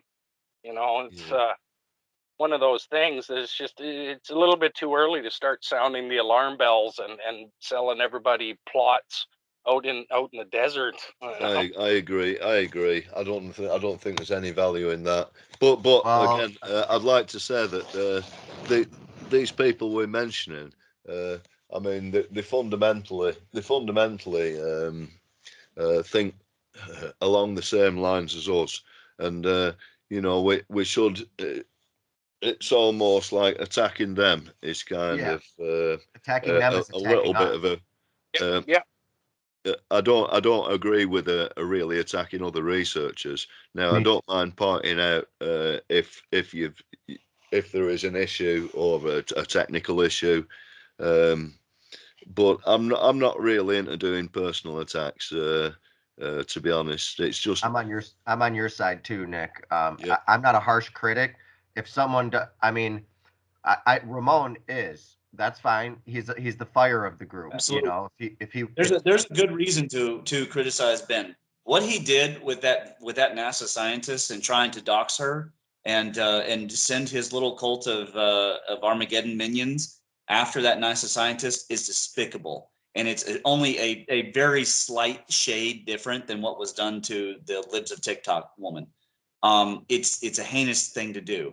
And the Thunderbolts project too, pretty harshly. Yes, and he slandered spurious things, spurious character defamation. Yes, and this is piece of shit stuff. Okay, so I'm not going to pull my punches just because I happen to agree with him on solar forcing. I will acknowledge him when I will cite him, frequently cite Ben Davidson. He's cited in my stuff more than Graham Hancock. Okay, I mean, he's frequently cited. I give him his place and his due. But number one, like I say, let's not forget the real scientists that he stood on the shoulders of while he lauded himself, or the way he very cringily went on to the Thunderbolts and tried to strong arm on the stage. I think you were there, buddy. Tried to strong arm Dave Talbot into agreeing to give all of the Thunderbolts over to him. And the guy has serious character flaws. We all have character flaws, but there's no humility there. And his response to Professor Dave was also inadequate. And the first thing he does is start threatening him with legal action. That doesn't help the community at all. And so I absolutely refute the idea that he is the representation and the face of this community. He should not be the face of this community. If I had to pick a single person, if they weren't retiring, of course, or agent, would be Walt Thornhill. But I like the man's disposition, and we all have our personal, preferences. These days, I would pick Gareth, but Gareth's he's not a knight. He's not a fighter. So I don't know what we will do. But if we do not provide a counterbalance, people will think that we all act like Ben, and we don't all act like Ben. And that is an important point to make. It's a character thing, and it's an important thing. The character of the scientist is important. Some of these scientists that we hold so dear have serious questionable things in their past, like not the least of which Einstein. And that should be talked about in counterbalance to all the great things that they did. That's just my opinion. Yeah, I'm into definitely criticism and constructive criticism as well. It's none of my business what happened with any plagiarism as far as with Mr. Winter. None of my business. It might have even been he mentioned it in a podcast. We don't know what happened, so I'm not going to let that diminish my my respect for Dan Winter. I'm very, very, very happy not only to be living on Earth while he's living on Earth at the same time, because he's describing the Dougherty set and what actually happens inside of circuitry better than I've ever heard the whole universe, better than I've ever heard anybody. And he's putting the correct terms into an electrical engineer, into electrical engineer terms and plasma physics and plasma terms, because that's what it is. So he's not botching it like all these other people. And like Ken Wheeler, for example, he just tries to simplify it but complexifies it, whereas Dan Winter tells you for what it is and teaches you exactly what's going on. There's more than what he understands. There's so many more ways, because we're only limited to our knowledge, right? Until we learn more, there's so many more ways to reach phase conjugation and phase conjugate modalities and plasma thrusters and ion thrusters and for future rocket propeller technologies that I'm working with and he's working with, and just the shapes in general. The shapes, how well something works depends on the shape. That's it. How well something works depends on its shape. Shape power. Shape is everything. The reason why plasma instabilities have a certain shape is because that's the power of it. That's the shape, and it only can become certain shapes. And then when you add more power to it, usually it becomes a fractal recursion of that shape, nested inside or outside of itself.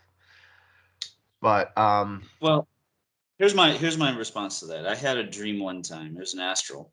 Be careful, Ramon, because Dan Winter is going to be presenting at our conference. If you study him more, maybe you'll learn to understand some of the stuff that might sound woo-woo that he says.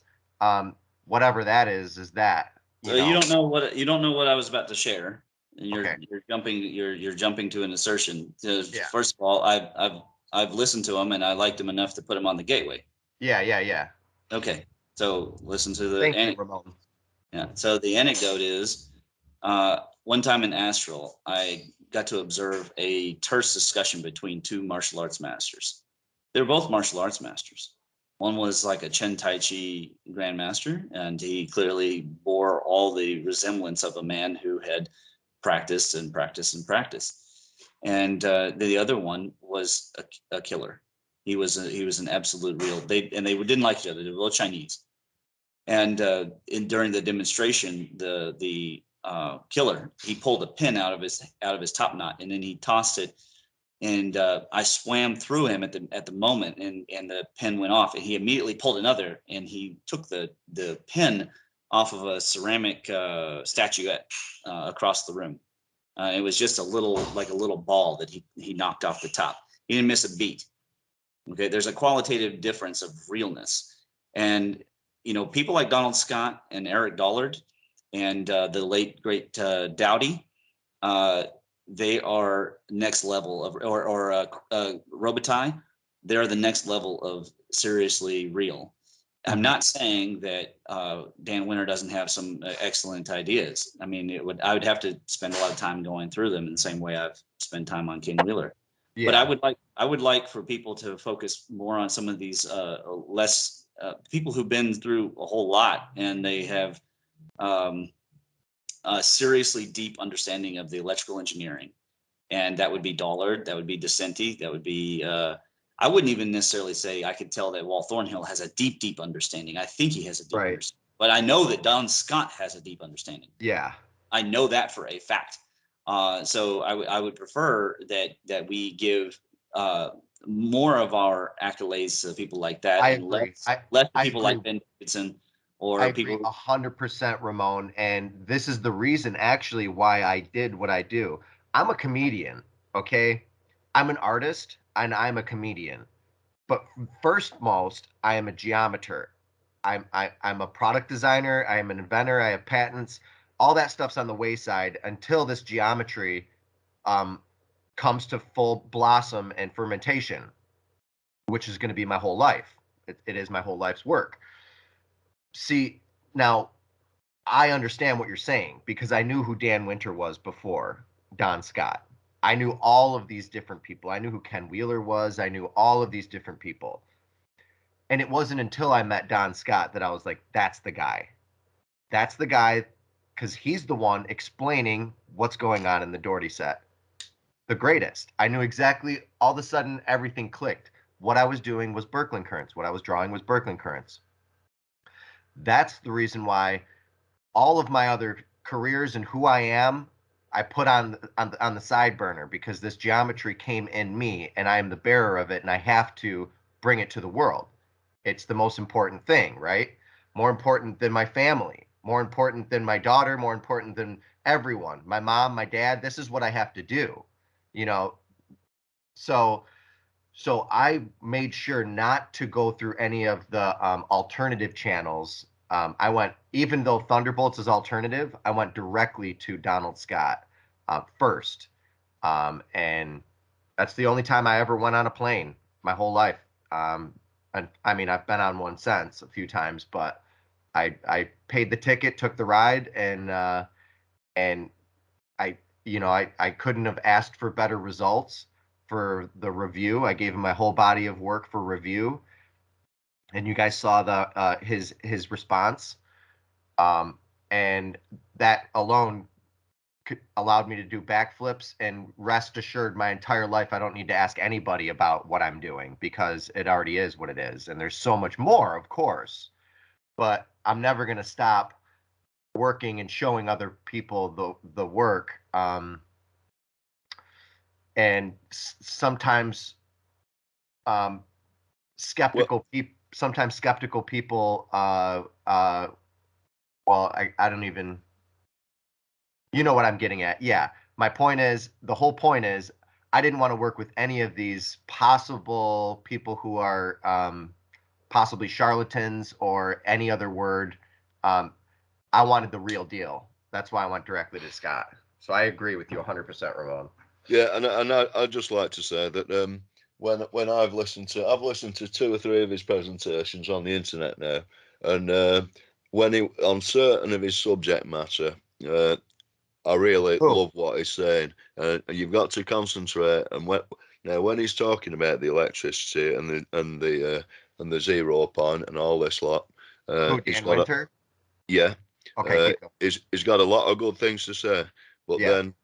then I think his fundamental problem is that he's chasing listeners, or unless he does believe that these people are channeling correctly, which is a possibility, I guess.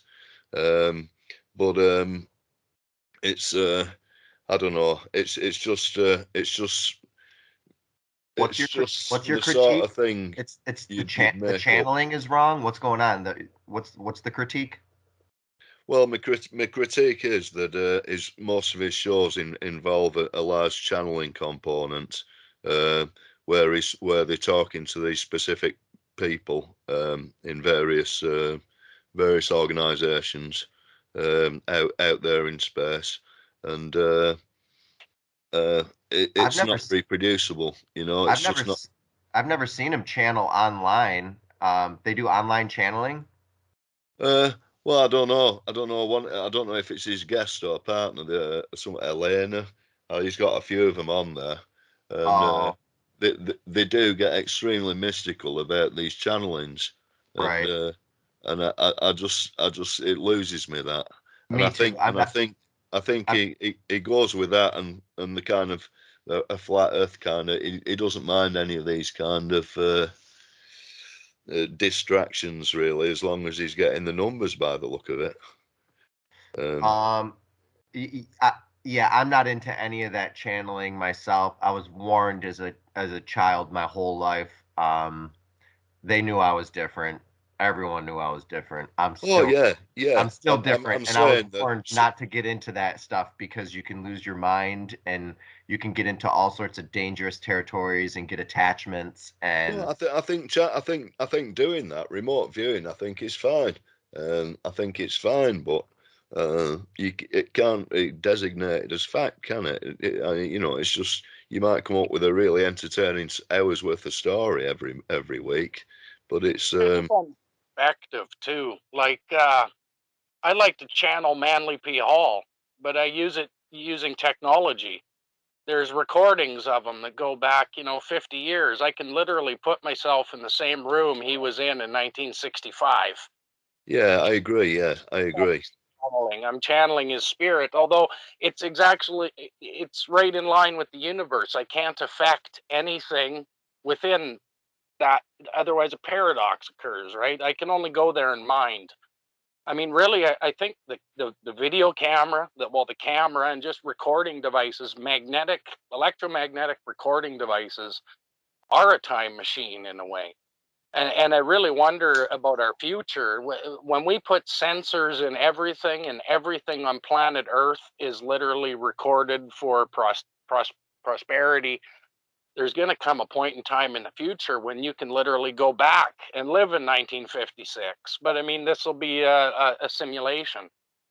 well, there already is. Yeah, we there already is videos of us in 1956, so we can go back and watch those and almost feel vicarious, like what you were talking about. Yeah. And it's really through electromagnetics and the mastery of technology that uses those forces It's that recording. allows, yeah. Yeah, it's recording Yeah, in but memory. there's something else which is a much more natural way of doing it, and that's if and it's happened to me with smells. I've smelt a certain type of flower when I was a kid, and then smelt it 30 years later, and it's taken me bang straight back to that place. And also music does it. It actually you go through a time. You can jump through a time wall. It'll take you exactly to the room that you were listening to that music at a particular time. And so we have this facility already. That's why that real quick. That's why vinyl came back and vinyl records. It's huge because the nostalgia, the people are still alive, and we want that old 1920s. We're in the new 1920s. We're looking at a futurism. I mean, if we're thinking about, which we're not as a culture, if we're thinking about our future, we need to start thinking about generativity, electric futurism. How can we extend our electric arm? And someone asked me, Yes. who am I cooking all this food for? I'm like, my future family. I'm not cooking it for myself. I'm not cooking it for my family that I currently have right now. I'm cooking it. Sure, there's a lot of reserves and stocking and storing and prepping, but it's for my future family. Case or anybody that my future family could be just friends and neighbors. You know, that's what I'm doing, and that's what everybody can be doing. Yeah, I agree. It's so cheap, dude. It's so cheap on electricity to preserve your food for 25 years. Come on, dude. This is a no-brainer. We need to have Harvest Right needs to have a gigafactory, and like Tesla, Harvest Right needs to have a gigafactory, and we need to start mass producing these freeze dryers and mylar bags so we can prepare for generativity for the future. The future of food is electric. That reminds me that I wanted to get into the conquering the solar system and the spacers in general movement again and talk about MIMS. I don't know if people want to go that route this morning. It sounds like Buddy does, but I don't know if people generally want to do, or did you want to revisit the ether? I mean, I'll let you guys steer because I am still writing and all that. Well, I'm going to have to pull out, guys, because I've got to do this psychrometric test to get to the next level with my application. So I've just warmed my brain up a little bit with you boys this afternoon. So I'm just going to get on with that. So I'll see you in a little while. Yeah, definitely. Good talking to you. Yeah, cheers, Jason. Cheers, buddy. And you, Ramon. See you soon. Bye-bye. Buddy, what would you like to talk about with the regards to true green energy? Where would you like to start? Would you like to start with thorium nuclear? What's been on your mind, buddy?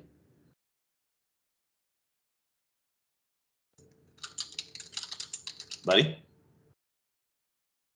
Oh, well, Jason, you still there? Yeah, definitely. I'm right here. There's so much more we could just do with low-tech hydro. Like I agree. I'm really an advocate for just sticking simple hydroelectric generators inside our already moving city water pipes. I mean, they did it in Portland, and man, they're saving a lot of energy doing that. And that's just something low tech we should be doing, right? There's also, I mean, we need to revamp our sewer systems to the point where we're getting hydrogen gas from our own waste products. That would move towards a more symbiotic relationship with the earth rather than a parasitic, where we can actually take our own waste products and turn them into a useful energy that doesn't pollute at that. I agree. And the hydrogen infrastructure, it'd be a great opportunity to sort of rebuild the highway system and imagine if we rebuilt the highway system to be an elevated and electrified road so that we could have real true electrical cars in the future, and that were charged every 5 miles or so, like that whole grid. But also just to get it up off the ground so that the buffalo could walk underneath and the animals, and we could stop killing animals with our cars. And then we could use better materials than asphalt and get away from putting the pH. I mean, that is a worthy spacer's goal, even though it's an Earth-based goal. What do you think about that? Yeah, no, 100%. I mean, we need to keep exploring. I mean, Rick's really ecstatic about Sapphire, and I don't blame him. It could be a cutting-edge technology, but I really hope it's used as remediation of nuclear waste, because that makes the nuclear reactor a lot more plausible. I mean, right now, nuclear power is a joke. We don't need to be burying, depleted uranium all over the planet. Yeah, I definitely. The thorium too. It's a problem. Was it Sweden is building a new one? I'm sitting there going, I don't care how advanced and automated your uranium site is. China's building thorium. So what are we doing? Yeah, no, that's totally right. I mean, thorium seems to be another excellent source that doesn't melt down. I mean, it's a heck of a lot more controllable. But then we got to look at the real issue. Are all nuclear power plants just a big front for proliferation? Are they just building these uranium plants so that they can enrich enough of it to keep building, atomic bombs? Because it seems like it. That seems to be the real blockage to thorium. There you Because go. if we use thorium in reactors, well, you can't build a bomb with any of that. Yeah, it's yeah. I mean, we have to. People hate talking about the agenda, but you really can't understand what is going on with the human species without talking about the agenda. And of course, you can't talk about the agenda without talking about all the things like the catastrophic past, the Velikovsky, mankind amnesia, the divine right to rule, all that stuff. But we beat that a lot on the head here, and Buddy wants to focus on the future. So what can we mimsically engineer in our own lives, and also what can we do? I mean, do we got to run for politics? What do we got to do? What do you think, Jason? Well, politics possibly. I mean, I've thought about it myself at this point. I mean, another energy capture system that would work great in urban areas is just a thin membrane. You build a reverse speaker. And so instead of taking electrical signals and turning it into an oscillating membrane that creates sound, well, say you got a big football stadium that's really loud, the Cowboys are playing the Patriots or something. If you had a membrane over that stadium that oscillated with the sounds of the crowd, you could create electrical energy just from sound. I think they're starting to do that with some smaller devices where you actually have sound that charges your cell phone or whatever. But I mean, that's a technology we really need to look into too.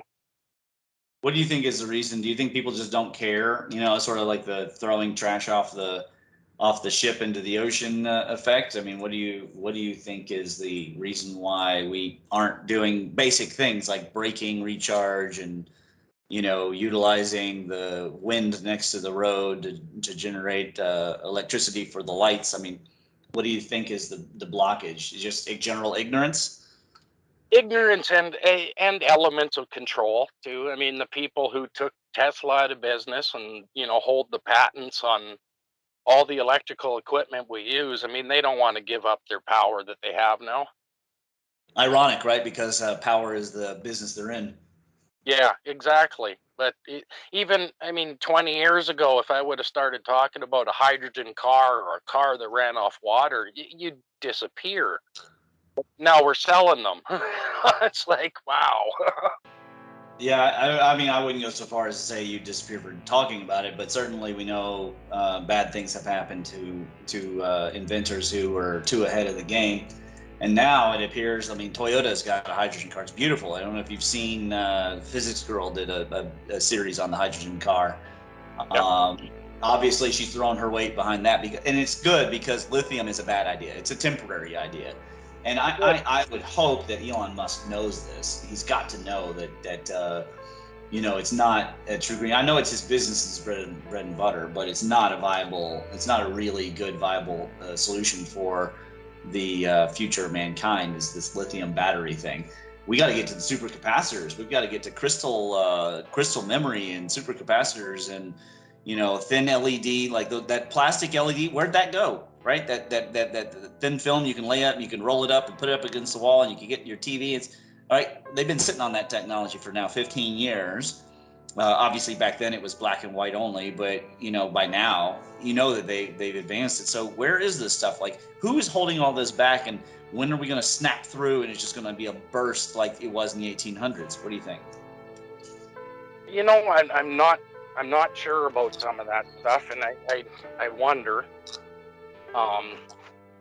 It was Motorola was the film. It was like a completely clear plastic that would show light just by running electrical current through it. Yep. Yeah. Oh, there's all kinds of stuff out there that I think back to Indiana Jones when he found the Ark of the Covenant, and it just gets put in a crate in some government warehouse and then forgotten about. There's a lot of stuff I think that people still don't even think about that we could do that just very powerful, rich people don't want us to do it because they want to control every bit of our life, including, energy and food. And it's really become blatant now, just in the epoch of history we're in. There seems to be, a giant culling going on, but a culling of the middle class. What do you think that's about? Like, what do you think is the? I think it's regression, unfortunately, a regression to almost the days of dynasties and kings and queens. There's a very, very small group of people that want to rule. They want the divine right to rule back. Is what you're. They do, very much so. And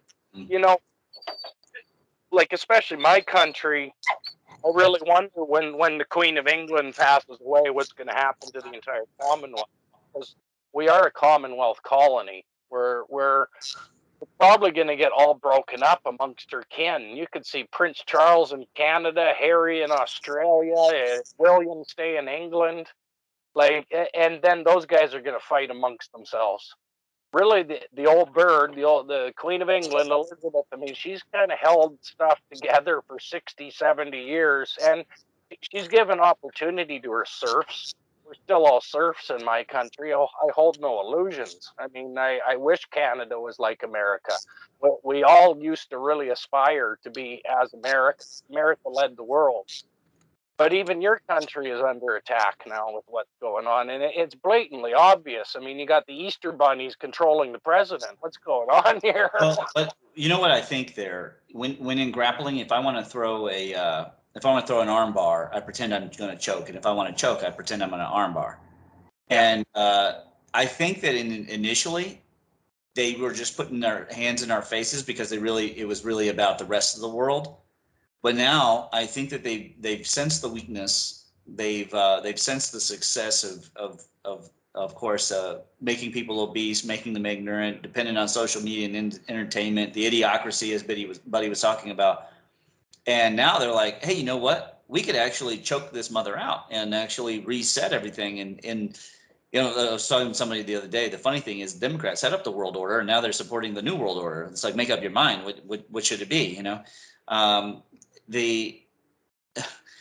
The fact is that this current strain of cosmology and then the true history, like we were talking about, it's marginalized because it's powerful, because it works, because it's true, and it has data behind it, and it's rational, it's logical, and it has the honesty to take a look at itself and go, you know what, there were problems, and then here were where the corrections were made. We pass parity, and still people aren't happy. Well, if they're not happy, maybe the problem is inside the human rather than inside the science or inside the religion or whatever. Is maybe the individual isn't asking, what can I do for my country? What can I do for the world? What can I do for my family? And that is only solvable. Of course, you have to have real education, not this fake education, this propaganda is making a little worker bee chattel. But it really is an individual choice to be creative or destructive. It comes right down to it. Like there's no other choice. It's in the face of the person. They have a choice every day. Buddy, yourself, myself, Nick, we all choose to be creative and to transmute the negative reality that we're experiencing into some kind of positive flow, some kind of creation of a new world rather than a new world order. We are willing to let God control the order part, and to be all about promotion of new ideas, new chance to test this, and put it out there as a hypothesis. Let it be tested. Does it work? Does it not work? Why didn't it work? Why does it work? And then go from there. And that's not what moochers, looters, and destroyers are about. I think that the fundamental dualism is important for people to understand in the polar context. Well, and that's how you destroy the world without harming a soul, is you make everybody think about the world in a different way. And we're in that epoch, where all of a sudden the whole world's upside down, and a lot of people know it, and they're waiting for a different way to describe the new world. I mean, that a lot of people, like 7 billion people, don't need to die to end the world. You just need to stop thinking about the world in the way you used to, and all of a sudden you're in a new world. And I mean, I bring up Jules Verne or Gene Roddenberry. These guys were the real visionaries of the last couple hundred years. I mean, they've steered we wouldn't have these cell phones or this communication grid if there wasn't Star Trek. Right. Well, and Tesla, let us not forget, Tesla in his autobiography predicted the 20th century in 2 pages. Yep. It's remarkable to see the automatons, his version of AI, the intercontinental ballistic missile, the opening of the nucleus of the atom, and the weaponizing of that, just all of it, just like this whole wave, internet ideas, all that stuff. 2 pages of his freaking biography. It's just unbelievable. And if people don't know that, and they don't read, in this case, Nikola Tesla, then really they're going to get what they're going to get, and that might be coal power taking over, or it might be uranium nuclear, it might be Soviet as far as we could tell, right? I mean, who knows what that could be? It's seeming like people are voting with their words, their actions for fascism. I'm going, I thought we spent the last 80 years lauding the defeat of the Nazis. And so I'm not going to celebrate fascism. I'm not going to celebrate Nazis in any way, shape, or form. So, but that's my personal choice. And that the entire current of humanity has to, I think that we're having to encounter the pathogen and then attack it with our memory T cells. And our memory T cells here in this case is do you even remember what happened in World War I and II? Like, this basic stuff. No, a lot of it's been so distorted and written upside down in ways too that a lot of people, unless you listen to your grandparents who were there and went through it, you really don't know what that time period was about. I mean, Hitler didn't start a religious war. It was an economic war. I mean, Germany was starving, and it was a total product of what happened after the end of World War One. Right. To understand World War II, you got to go back to World War One and understand what the Germans had to give up and how much at the mercy of the whole European Union at the time they were at. But I'm not saying, I'm not denying Holocaust or anything. Horrible, evil stuff happened during that war, and millions upon millions of people were killed. It was utterly horrendous, but it wasn't a religious thing. It was an economic thing, and we're almost facing it again today. We're almost right back in that same situation and in the same battleground, right in the Ukraine. I mean, this is where the Eastern Front was, where the Nazis took on the Red Army. It's right back to square one again. And it's all the same people. I mean, it's their grandchildren now who are fighting each other, and the rich fight the rich, and they use the poor to do it. I with what's going on in Europe, I don't see it as the Russian people versus the Ukrainian people. I see a bunch of Russian billionaires trying to fight Ukrainian billionaires, and unfortunately, all the poor people are going to get marched off to the killing fields. That's exactly what it really is about. It's and if people don't understand, of course, I'm for the Ukrainian people themselves. I'm not for the power structure. The power structure is a puppet of the NATO establishment. And so, now I'd rather be on the side of NATO than Chusha because I'm an allies versus Axis guy. However, we should not ignore the fact that the NATO has done a lot of really bad things to American soldiers, American people, to the world, and let's not, I'm pro-America, right? But I'm not going to ignore what, say, the Cook and all the Americans did down there at Easter Island. It's just factual history. So it's all complex, and people need to really sort of pay attention to the nuances to get the lessons out. And that's my personal opinion. Well, and even Putin. I mean, it's Putin this and Putin that and everything, blaming Putin. But Putin himself is just a guard dog. He's a big old pit bull, and he's mean. But he's somebody's guard dog. There's a bunch of much more powerful people behind the scenes, the shareholders, if you will. And unfortunately, they found a pit bull that's at the end of his life, and this guy just don't care. And Putin don't have that much time left on the planet, and he's hell-bent on making his mark. I think they want the people there to actually wipe him out. I think that they want his rivals to take him out, and that's sort of the bent here. Why push the nearly nuclear war situation? Because if he fails at that, then if he pushes things too close and then they take him out themselves, then we the Allies win anyways. It's kind of an interesting strategy, but that's my speculation as to why it's being pushed this way. It's been done before, in 1918 they killed the Tsar, so they know they can pull it off there if they do it just exactly the way it was done before. Right. Anyways, I mean, that's my personal theory. I don't have internal documents or proof in that way. I just follow the human history and sort of like how do you get things done, but anyways. One of the biggest downfalls of the Russian Tsars in 1918 with Romanov was he was sucked into World War I because of what was going on with the Austro-Hungarian alliance. He faced major military defeats and ended up having to go into battle himself and lead his troops because his generals were just a failure. And in doing so, he neglected the economic and the agrarian society of just your average Russian people. So the Russian people got very angry at the Tsar for taking part in World War I. And at the end of the war, they executed him. So, I mean, it's playing out with Putin almost to a T. And Putin, I mean, it could be argued he is the new Tsar. It's the same old autocratic system. See, that my thing is, why aren't humans learning the lessons? That's the thing. As an engineer, I'm interested in what it's like the thing with my son yesterday, or with my daughter, I guess it was, engineering is about solving problems. And then my son goes, well, I need to engineer a way to avoid problems.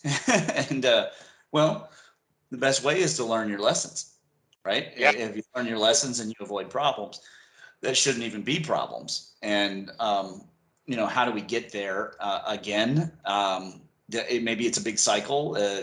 Whose idea? That's not Rupert Sheldrake, or was it Sheldrake? The cyclic, the events happening on cycles in a fractal manner. Yep. Was it Sheldrake?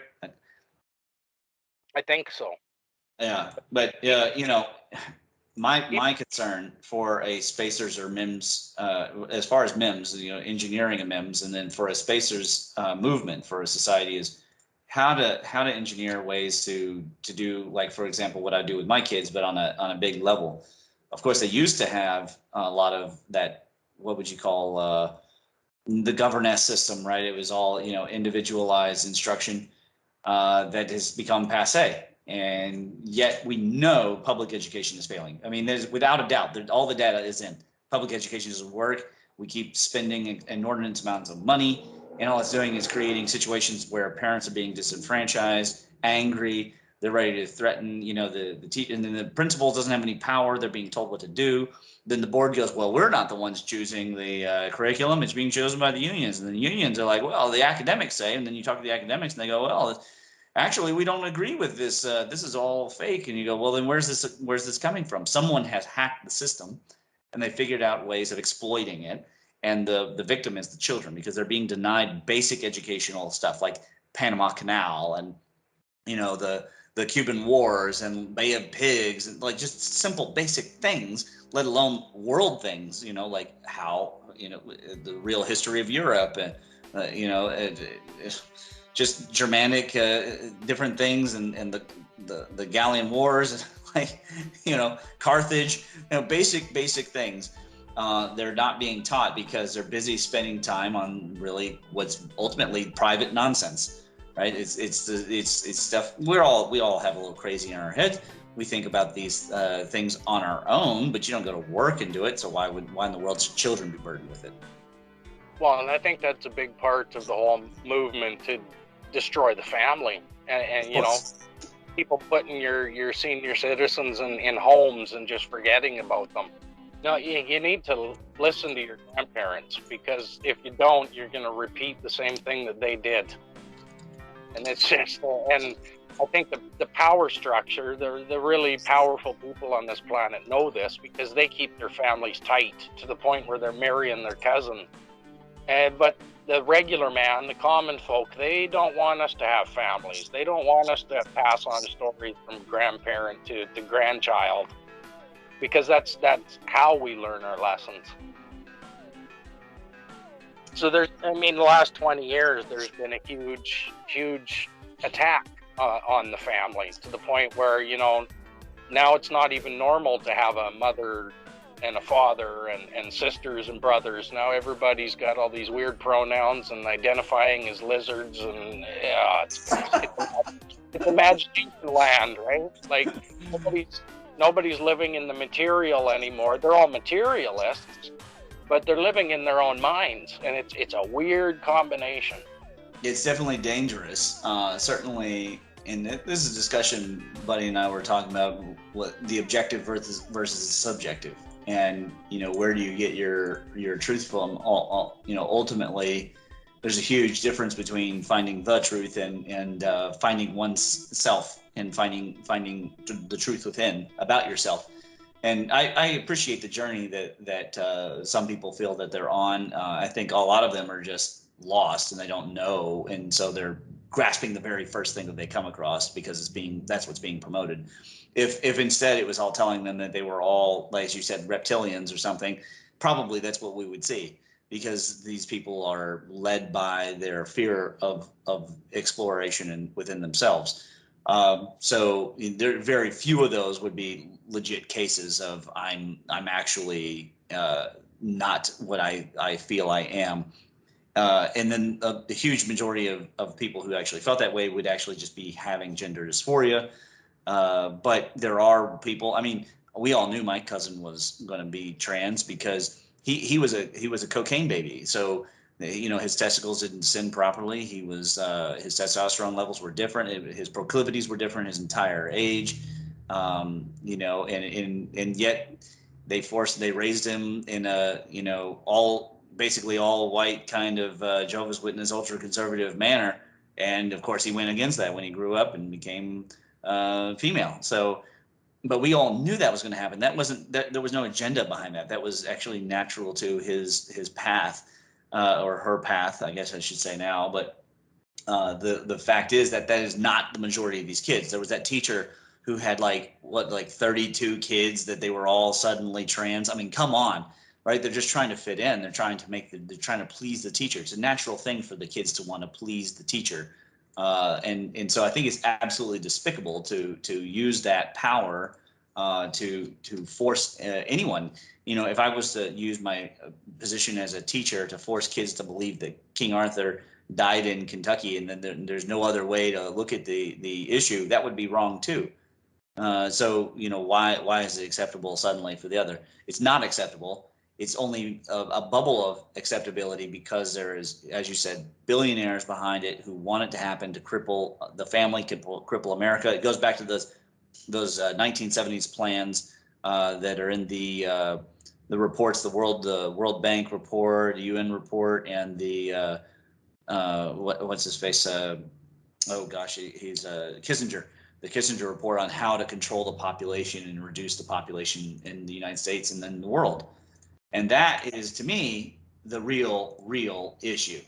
And until we talk about that issue, until we're exactly, I guess, on the nose about it, and almost in your face, even just letting people know, like, hey, this is happening with or without your permission. I don't know that we'll make the forward progress into the wonderful world that we want and that we believe is possible. But then again, I'm known as a confrontational guy, so you know, I guess everybody's got to decide to what level they're willing to debate about it and go on about it. I don't want to particularly push anyone to be as argumentative as me, because being as forward as I am is considered a sin. But I do want people to consider, like, hey, what am I going to do to actually improve this world? Because if you just sit back and wait for it to improve, that has not been working out. That plan has not been going anywhere. That's my opinion. I totally agree. Couldn't have said it better myself. That's exactly. It's a weird situation we find ourselves in. Like right across the globe, not just in America or Canada or Great Britain. I mean, this is a global movement, and it's quite scary, the direction we're at. But at the same time, there seems to be a silver lining. There is all this great science that's happening, and great philosophy that's emerging that seems to be somewhat suppressed, especially across social media. And like I worry, like I know we're those trying to really highly censor us here in Canada, and it may come to a point where even looking at electric universe stuff, where plasma cosmology may become misinformation, disinformation. I don't know where they're heading with this, but I mean, like, we've got the Ministry of Truth on the horizon, and it's thickening. I mean, it's real. I mean, they've announced it basically. I forget the name of it, but it's a new Biden administration initiative. Here, let me look it up here. The Disinformation Governance Board, headed by this Russia expert. She's obviously she was a disinformation agent for the Hunter laptop thing, and so they have it. This Disinformation Governance Board. And of course, it's a political thing, but eventually all that politics will filter down into the main public. And so it's something that people have to be willing to speak out about right now, I think. Well, and I don't think nobody saw the warning signs, and I think it began when they started pulling all this the good literature out of schools. You know, no more Catcher in the Rye because it was obscene or something. That they pulled a lot of really good the literature that made kids think, that gave them that critical thinking edge. And now I don't even know what's in a lot of these school libraries anymore, but it's so dumbed down.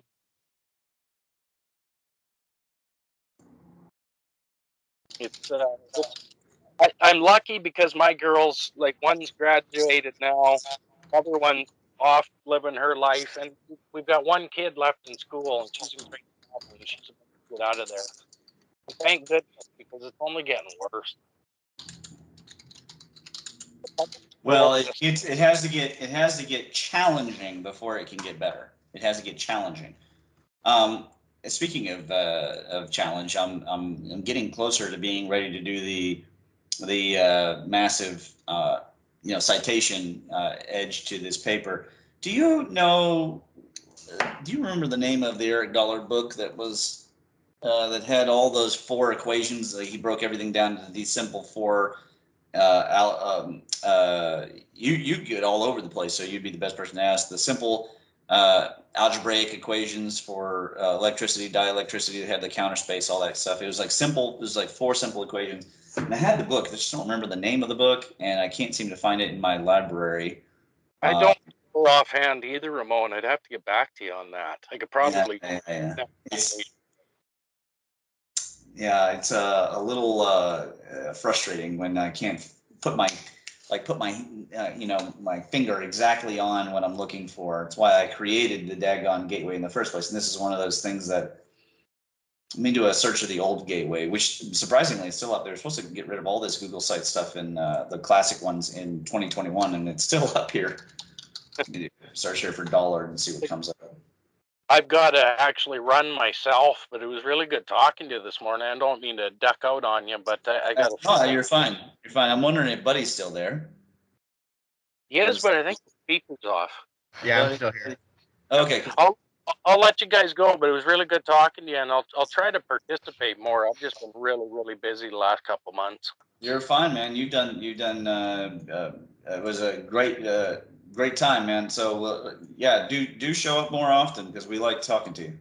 No, definitely. I like talking to you guys too. I always learn something new, and I really appreciate it because that's hard to do in this day and age of mis and disinformation. Yeah, for sure. The All right, psyop is everywhere. it is. It is. Okay, well, you guys take it easy, and we'll talk to you soon. Talk to you soon. You too. Good So, talking. buddy, I had interjected. You may have been busy at the moment. I asked what you wanted to talk about the true green energy and how we were gonna get it. So, uh, tell the audience what your solution is for it, because he went into hydrogen. My solution for true green energy. Well, Yeah, if you have it like a series, like first we should do this, then we should do this, like that. I honestly think that that hydrogen would be one of the best ways as well. Um, but I don't have my own. Uh, I've studied the heck out of it, and I've talked to people at the top of the ladder with recorded conversations um, about Walter Russell's optic generator dynamo, and other people about over unity devices. I'm trying to think of their names right off the top of my head, but I can't. Just because. So you want to go to an over unity? You want to continue to look for the over unity, or like David Lapointe put out that over unity video, or? I believe that there is a way. I think over unity is probably the way, and I think that we can create devices that definitely a lot of different types of devices that just use the ether to like the auroras and the solar irradiance to power these machines, like buildings that work as antennas for birkeland currents that pick up the larger energies in the atmosphere, larger and smaller energies in the atmosphere. So, Okay. But how would we get there? Do you think it's a political issue or a technological issue? I think it might be an archaeological issue, building the right type of buildings. Okay. Well, let's talk about architecture. Let's talk about resonant structures, piezoelectricity, all that stuff. Because obviously, we're not going to go back to building with stone only. So, what would you? I'm gonna guess. Let me guess that you want to build structures which are inherently resonant and that utilize steel and to utilize geometry and space correctly, to where they automatically generate energy just by existing on top of the geothermal structure of the Earth, and that from there, then also build in wireless communication, telluric current, antenna arrays, that kind of thing, in order to create a sort of a mesh network, but not just communications, but an entire energy grid. Am I in the right track? Yeah, and we can actually use the that's all pertinent, exactly. Tapping into the ground telluric currents via piezoelectrics and building structures correctly. Some of them and a lot of the structures were built in all over the world. It looks like electric universe architecture, especially India, the Indian Tibetan temples and all sorts of things like that. But I want to take it a step further, and you and I should talk about this. Let's do it. Like on a probably maybe a non-disclosure agreement or something. I just had this idea. I don't even care, honestly. But I know that this idea quite possibly could fund a lot of our efforts. So maybe I should tell you in private versus on this. Yeah. Let's save it for discussion. I do NDAs with people in my AIM think tank, and that'd be fine. Yeah, I'd be happy to do that if you want to talk about what AIM is in any ways, in the entire Plan A that Aaron and I and now Sky have. That would be absolutely fine. Yeah. Cool. Awesome. But we'll be getting back to true green energy and movement. Tell the audience how do you because obviously in a spacer future we got to get to, if we want to move around planets and create giant electromagnetic launching systems in space, so we can go to other stars, etc. We got to have the birkeland superweb. So how do we get from here to there? What do you think we just go all in with nuclear because it's just so much abundant nuclear power, or do you think that we try to get immediately to harnessing the Van Allen belts? You have the floor. You go. I think that Isaac Arthur has a podcast. I shared it with the group here. He's light years ahead of a lot of other people when it comes to space colonization, theoretical, anything about space. I listen to his podcast and I'm just like, oh my gosh, just constantly like, wow, this is like science fiction, science futurism, combination here.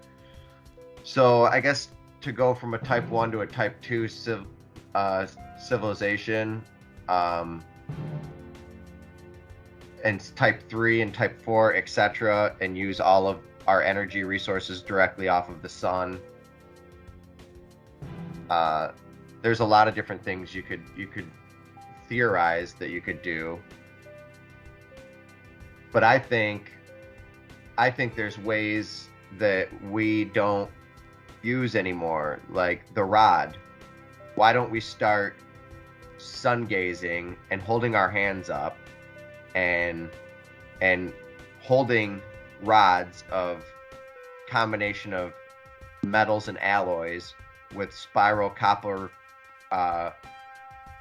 inside and out, and hold these rods towards certain directions, maybe the four corners, maybe towards the sun, and praise the universe, praise God, look into the sun and see the future, see what Nikola Tesla saw in the circuitry, see the counter rotation that occurs in the Birkeland current that you can see directly in the sun. Now, don't look at it for too long, and you have to work your eyes into it, just like working into any exercise. You can only look at it for a certain amount of time when the sun is setting, and when it's just first rising, when the sun captures your attention for a reason, to fill your eyes with all of this beautiful information. Why don't we start doing things like we see in the inscriptions? Sure, we have a culture that tries to push us to this. Actually, almost all of the videos are telling us, almost all of the mainstream pop videos of hip-hop artists, rappers, and musicians, they have the scenery of the Egyptian motif, and people are wearing the attire. Is there something there that we need to understand in order to draw directly into this current? It would be so much better. Imagine this. If we could draw into the global internet just by looking at the sun and doing a certain motions with our hands and certain sacraments or whatever. Imagine if you could have the information and the future and all sorts of beautiful things just by doing that. And you don't need to build all these devices. Or maybe that is the type of reverence that we need to show to God and the sun. And I'm not talking about sun worship. I'm talking about, the Father and the Son and the Holy Spirit. Maybe a Trinity worship, or even just the universe, whatever the source is. I think that is the future, and it's always been the future, and that's why religion is always so powerful, because belief, the power of belief, by Bruce Lipton, believing, faith, this is where the power is. Elon Musk could have toppled time and time over and over and over again. I mean, he's like broke, but he's worth so much. But he has faith. He keeps going. He has faith, you know, and then people have faith in him in turn because he has faith and he believes it, you know. The best deceiver is a believer. You totally believe in everything that you stand for, and everybody else is going to stand around like a current and circuitry and support your system of belief. This is the future. It's always been the future. It's always been the power. It's what builds cathedrals. It's what crowdsources money. It's what builds the new religions of the future that are starting and already sprouted in the United States, and that are huge, and there's even going to be more and more all over the world. There's never a lack of beliefs in religions, but I think the future of technology is inside of that idea of surrounding the idea of the geometry is holy, and the structure itself, we understand it has power, so the shape, it has power. So we build these cathedrals, we build these antennae, we build this infrastructure that ties us directly to God, like the Tower of Babel. And who knows, maybe our language will get confused again. Maybe that's what we need. Maybe that's what we need is separation. I don't know. I mean, did we build some sort of a powerful capacitor before that confused everybody's language? You know, at the beginning of language, and I mean, I don't know. Babel is powerful. But back to technology, our voice is technology. You know, you're going to speak a culture into creating the abundance of what you perceive or prophesize as the future. The future is in the prophets. It's in the future of electric universe, or the electric universe is in the prophets. The future technology is in people who have vision, have faith as the evidence of things not yet seen. So you have to show the evidence before people even see it. That's what I was given in my geometry. In my first 7 days of the geometry fruiting in me, I was given faith. After the third drawing, I asked God, guide me to glory, and God gave me faith. And the fourth drawing was the key to the whole entire thing. And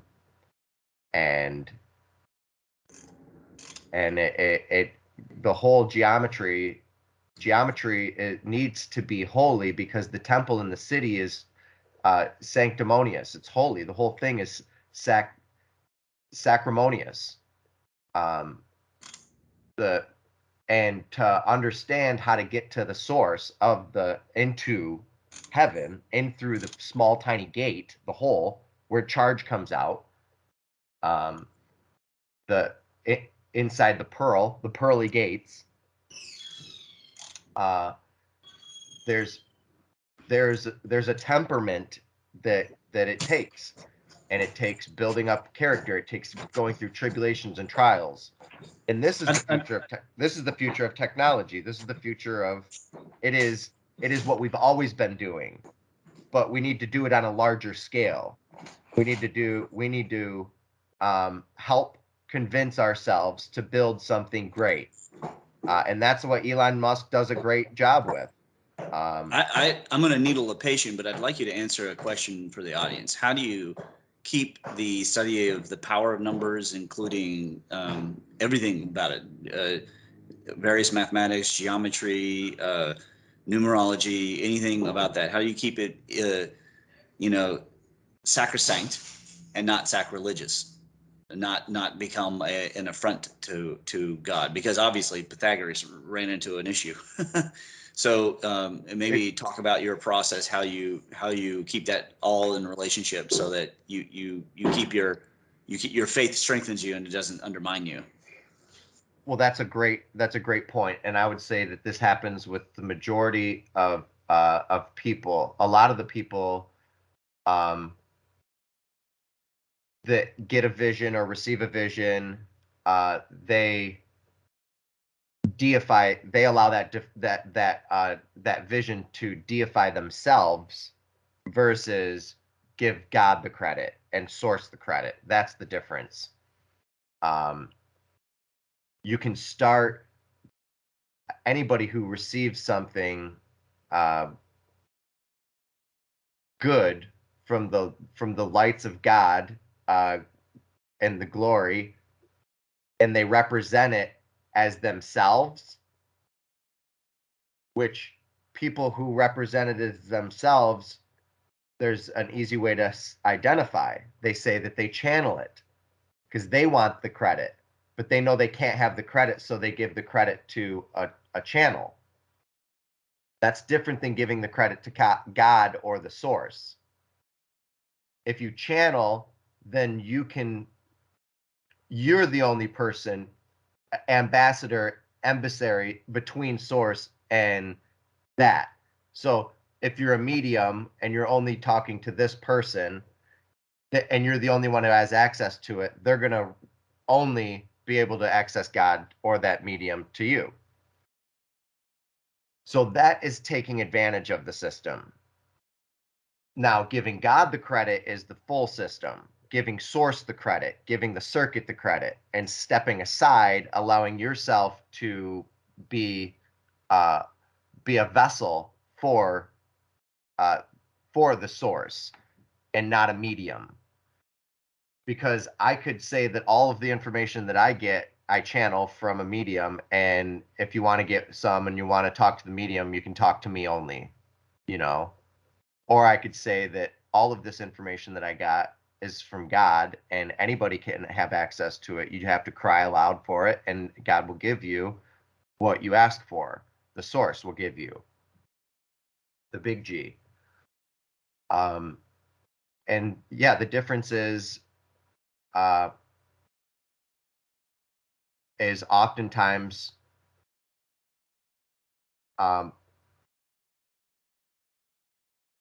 they deify the person who receives the message and not God, the messenger, Mercury, which was the messenger of the gods back in the day, or another name for him is Trismegistus, and another name is Thoth. But the helical staff, back to the helical staff and the helical wings and the wings of Mercury on the feet, that's the messenger. Sure, we knew not to keep the information. Even back in the day, we knew not to keep the information to ourselves. We had to give Mercury credit because that's the messenger between the gods, and other gods credit. But that's one difference that you can tell. And oftentimes, when it's as far as naming something, a system that someone comes up with, Copernicus, or a number system, or anything, ohms, Gauss, frequencies. When you're naming something, if it's named after the person and the source, that's the best way, I think, to go about it, because the material and the source have the same name, so you can understand what it is. Like Gaussian curvature. Yes, Gaussian curvature. Or Lorentzian, Lorentz force, or Laplace transformation. Yeah, non-Euclidean mathematics, things like that. These people weren't deified themselves. they just the name of the math took the math of the person who came up with the concept. That I find is the most harmonious way to wrap that up. So people that try to think that I'm being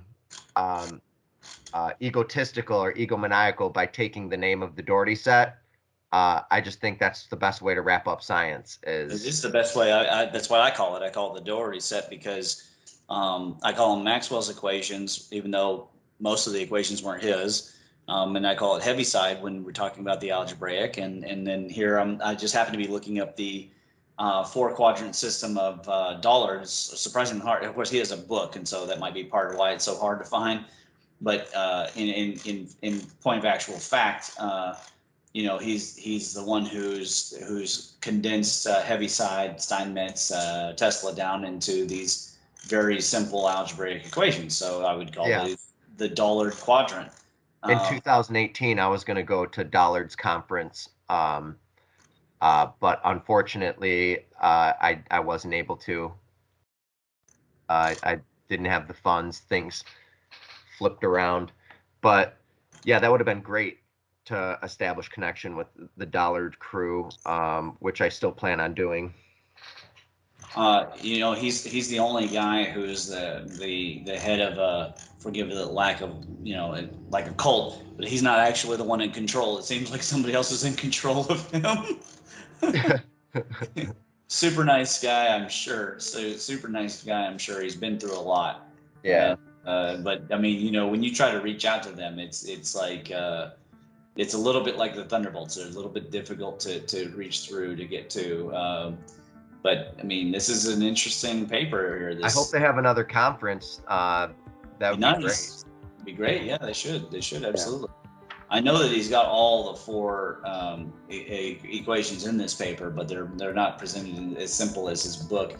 I need to find the book because I have a copy of the book, and it just has it all right there. But I really want to put it in this paper, so that, which with credit to him. So I'm looking around to try and find. It's just the simple four equations, and it just lines everything up very nicely. I think it's too simple for the precision you need to represent. Like it's just not as precise as Justinti's work. However, it is really powerful because you can get a lot done, and you can convey a lot in the understanding of it, at least. So. Kind of a funny situation where, he's the commercialization again. He's not running these web pages, right? It's somebody else is running the web pages. And the commercialization is making it hard to cite his exact ideas, because I just want to put the simple representation of what it is right into the paper. So, anyways, kind of a funny situation. Okay. So we were talking, you had gotten into the new religion, and I see the base of the new religion, not necessarily in a geometric way, but that there will be a physical representation. Either there'll be computer trees in the home, or there will be aurora that are communications up above, or the super weapons will become the physical representation again of the god, like so the either Palladian Thunderbolt, or just as likely this NASA the arc thunderbolts that cover half the globe.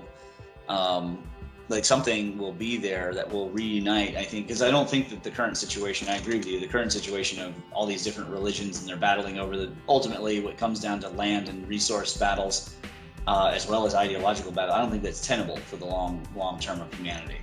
That is, if there is a long term of humanity. So, what do you think about the idea that the technocracy will birth, almost by accident, but in some way it will birth it? Or do you think it's the opposite, because these phones seem to be guiding kids away from understanding the electromagnetic force? What do you think? I think that we live in the technium, which is the beginning of a new organism. It's technology becoming an organism, the technium. Okay. So in this technium, we're going to have virtual leaders, virtual warlords. We're going to continue to have virality, and right? That's what spurs and spawns the seemingly spontaneity of the algorithm, right?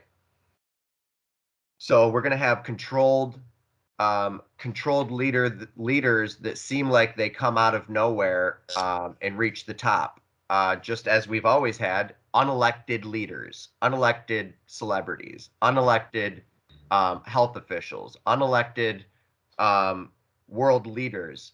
This is how they get to the top. Very top of the crop is all unelected. And it's a stage, and there's players and actors, and the reason why Twitter was bought is for the next presidential election. So get ready for that. Mm-hmm. Yeah, that's exactly what it's a technium. We're right. Connected globally. We're not gonna stop having this global connection. It is the very blood of the new controllers. The people who used to control the world were the electric companies. The people who controlled the world before that were the coal companies, the power companies, the people that controlled the world before that. Then it was the oil tycoons. Now it is the tech tycoons. So tech controls, info controls. Our conversation is worth way more money than any of us will ever see. Every conversation we have, and they're banking on it every time we post on both of our platforms. Everybody's making money but the content makers right now. So that'll invert. But even the content makers, it's a sweet pot if they make a lot and make it to the top. But it forces you to be on the medium, whatever media it is, 24/7. Basically, you sell your life and your soul to it for the millions of dollars that you might make. Okay. So do you think it's a MEMS or do you think it's an anti-MEMS? I mean, is it building life or destroying? Oh, it's always both. It's never either or. Well, I don't know about never. I mean, war is very clearly an anti-MEMS. So, well, honestly, I think the only thing that ever happens is life. So, well, actually, no. Did you say life or light? Life. Life. The only thing that's happening in the universe is life, even though the complexification of life varying in its many forms is just producing more life. It's not death. So I would look at the electromagnetic spectrum as evolving and moving towards a larger living sentience, a connected consciousness or morphic resonant field that we tap into, where we can go to and from. The future of internet is the technology that we already have inside of our bodies. But we're going to be able to, like, that's why I said, like, sun gazing and other things, get away from your phone, get away from your devices. I don't know. I mean, there's pros and cons in all of it, but it is definitely one thing. It's electric futurism. Everything is already electric. Our water, cigarettes are electric. What are we going to hold in our hands that it's electric in the future? Is it a wand? Is it a vape pen that's in your phone? What are we going to satiate with our combination of our oral fixations and our need for indulgence? I think maybe technology of the future is something that we inhale, that brings us into the circuit, that dials us directly into this global electric circuit and greater electric circuits. Maybe it's not something you inhale. Maybe that's where it starts. But yeah, there's definitely ways to get in deeper, and a lot of them are psychotropic. It's not by accident that fractals and LSD came out at the same time. That's a good point. That's a good point. I don't hear anybody talk about that point. Why don't you, go over it more? Is there a direct relationship? I mean, is particular something that that he was into, or do you just think that they were, was it co-emergent property, or were they colleagues? And obviously Crick, and you could go into DNA spiral and all of that. Very similar kind of era. I don't know about the exact years. We would probably need to do a deep study on that. The future of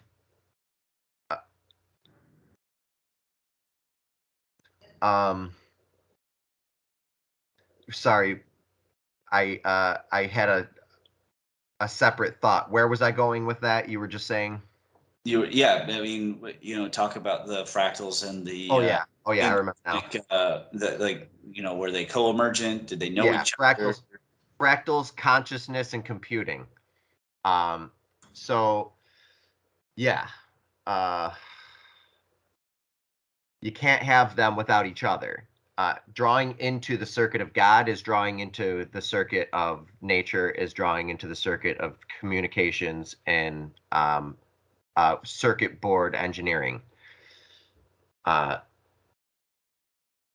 The greatest, arguably one of the greatest, Microsoft, the guy from Microsoft, what's his name? Bill Gates? Yeah. Yeah. Bill Gates. Bill Gates and the Apple dude, Steve Jobs. They both talk about the computer probably wouldn't have happened if they weren't doing LSD. And the amount of those guys are egotistical maniacs. They didn't have much to do with. For example, Bill Gates bought DOS off of a smarter guy, and then he stole the Xerox one, and then Steve Jobs was nothing without Steve Wozniak. But right. I think you're making a general point about consciousness. My point was fractals emerging with communications and computing, and consciousness. So the greater global consciousness is, we know a lot more now than we ever did before. We might not be smarter, but we have access to all that information now. Which means we probably are smarter as a species because of the communication age and computing. But they rose simultaneously together, and so did the ideas of these great thinkers, and a lot of them owe it and attribute a lot of their success to microdosing on mushrooms and LSD. So getting into the circuit, you can get in there a lot of different ways, but what are your intentions? Are you going to have a good trip or a bad trip? I think that you can get in, obviously, without any drugs, which is the best way to do it. Then your genuine, your communication with God or Source or Big G is genuine. You can test the spirits. That's why the Bible says test the spirits, so that so that you can tell which one's the Holy Spirit, so that you're not communicating with false spirits. Because I think 98% of everything is spirits, almost 100%, 99% of everything is spiritual, and that's the rest of the electromagnetic spectrum that we can't understand as much.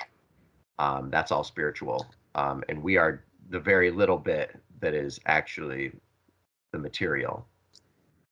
The 1-2% of binary matter. That's not to say that one's more important than the other, because the whole thing might be intentionally guiding the baryonic matter. It might take 98% of the whole body of the creature to move the 2% of baryonic matter. You know what I'm saying? This all could be a mental universe, God's mind, the whole thing moving in mind in order to just move the little parts. And that's the way Walter Russell breaks things down too. But he calls it the still magnetic white light of God's mind. So, I don't know. Yeah. We're going to keep coming up with better drugs, smart dust, and other things that draw us deeper into the circuitry, whether it's a false illusion or fake mindscape that's never been explored before. Because if you think about LSD, the first person that did it, it was an accident. So there's a blank slate for that mind field, if that mind field and morphogenetic field exists. Then, ever since it was discovered, it was used deceptively by the government for like 20, 30 years on humankind to build a perfect soldier. So that's LSD and the history there. But then when it was used and distributed by the Grateful Dead in the 70s with a different message of free love, it opened everyone's mind, which we needed. We needed to become more liberal. We needed to break out of our roots of being so orthodox. So, I mean, the whole thing really works as an interconnected circuit, and we needed this freedom to allow the understanding of the infinite possibilities of the universe, really. Yeah, which gets me back to the future of everything is electric. Our consciousness is electric already. So if there's ways that we can dial into frequencies using combination of sound, our voices, sound therapy, drugs, you know, and these drugs in moderation, everything in moderation, of course. You know, you don't want to get addicted to anything. You want to have the reins on any of your addictions, which builds you to be a stronger person. But yeah, I got to start preparing more for this presentation, and I got to drop Dan Winter's him as a presenter out on YouTube or on Facebook, and I got to get to work, basically. Do some more things this morning. It's been a wonderful conversation. We can dial back into this. Yeah, it's been a really good show. Yeah, we can dial back into this thought later. I'm definitely going to start the next one with my thoughts on a whimsical approach to achieving the spacer revolution, and I look forward to our next meeting, man. Good luck with preparing your presentation. I know it's coming up soon. When is it due? They wanted it in a week, but I'm going to be like, I'm going to work in my hardest to try to get it done by tomorrow, which he asked me last Friday for it in a week.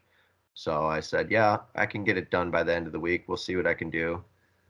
So I don't want to rush it, though, and I also want to run it past you guys. And I got my audio guy who's going to do the best damn recording and mess with my vocals possible. I mean, he works for Google, and he's like, he's awesome. So my best friend. It's good to have those. You need more. You need a lot. Best friends are good. So on that note, love you, brother, and I'll talk with you later. Thanks for facilitating this amazing group you put together. Oh, there's no problem, man. God bless, and we'll talk soon. All right. Talk to you. Peace.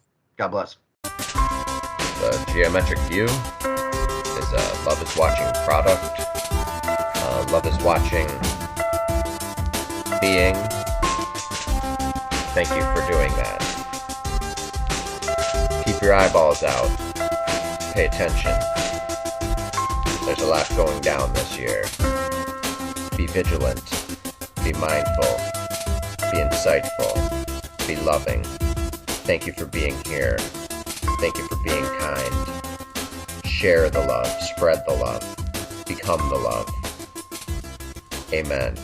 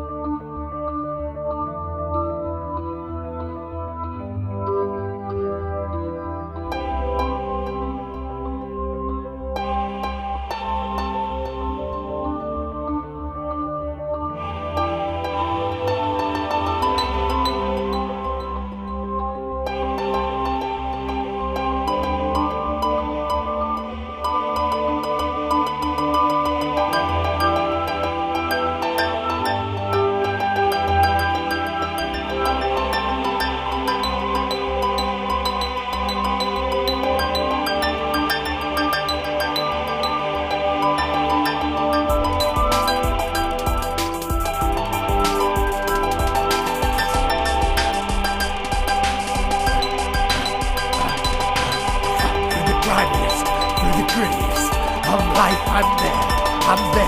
Through the grimiest and the grittiest of life, I'm there. Through the grimiest and the grittiest of life, I'm there. Hold up. Through the grimiest and the grittiest of life, I'm there.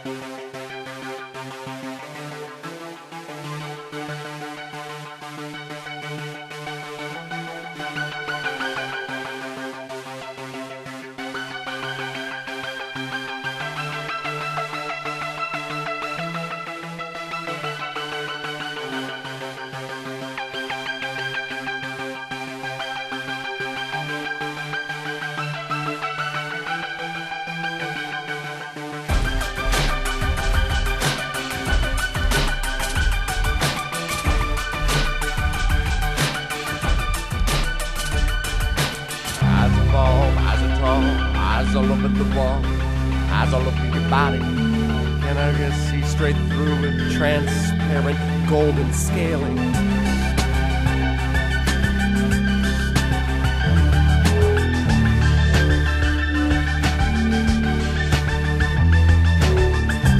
largest of the atom must embark on this because this is the journey. The journey is life. Take hold. Here we go. 3, 2, 1.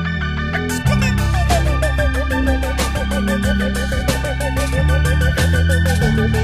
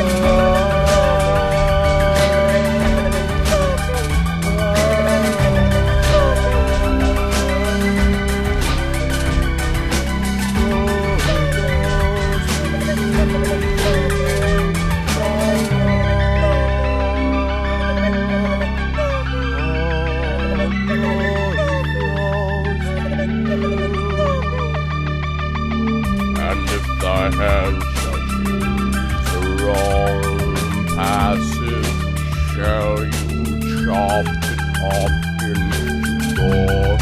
Shout out for the glories of God. Shout out. Shout out for the glories of God. Shout out. Shout out for the glories of God. Shout out. Shout out for the glories of God. Shout out. Shout out for the glories of God. Shout out. Shout out for the glories of God. Shout out.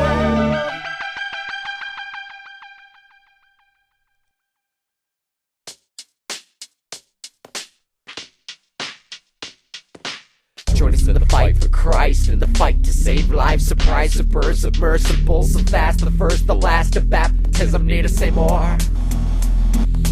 Pay attention like the marrow in your bones, arrow in your back, arrow in your lungs, zero into the fact, tertiary Christian neurons, synapses and narrow endurance into eternity.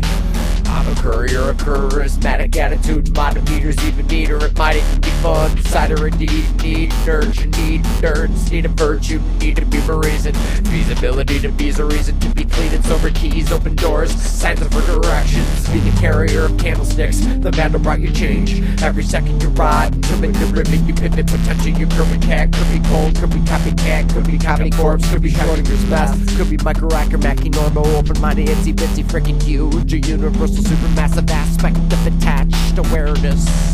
Aware of this all? Collaborative consumption.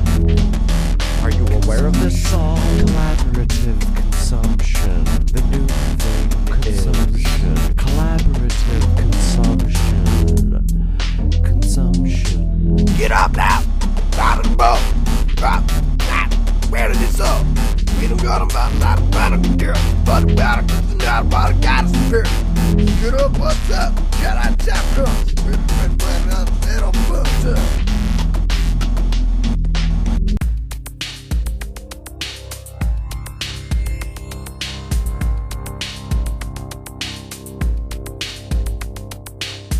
I'm in search of, I'm in earth love, I'm in living life, I'm in living color, I'm an air drop, I'm an earth thing, I'm an earth thing, I'm an earth thing, I'm an earth thing.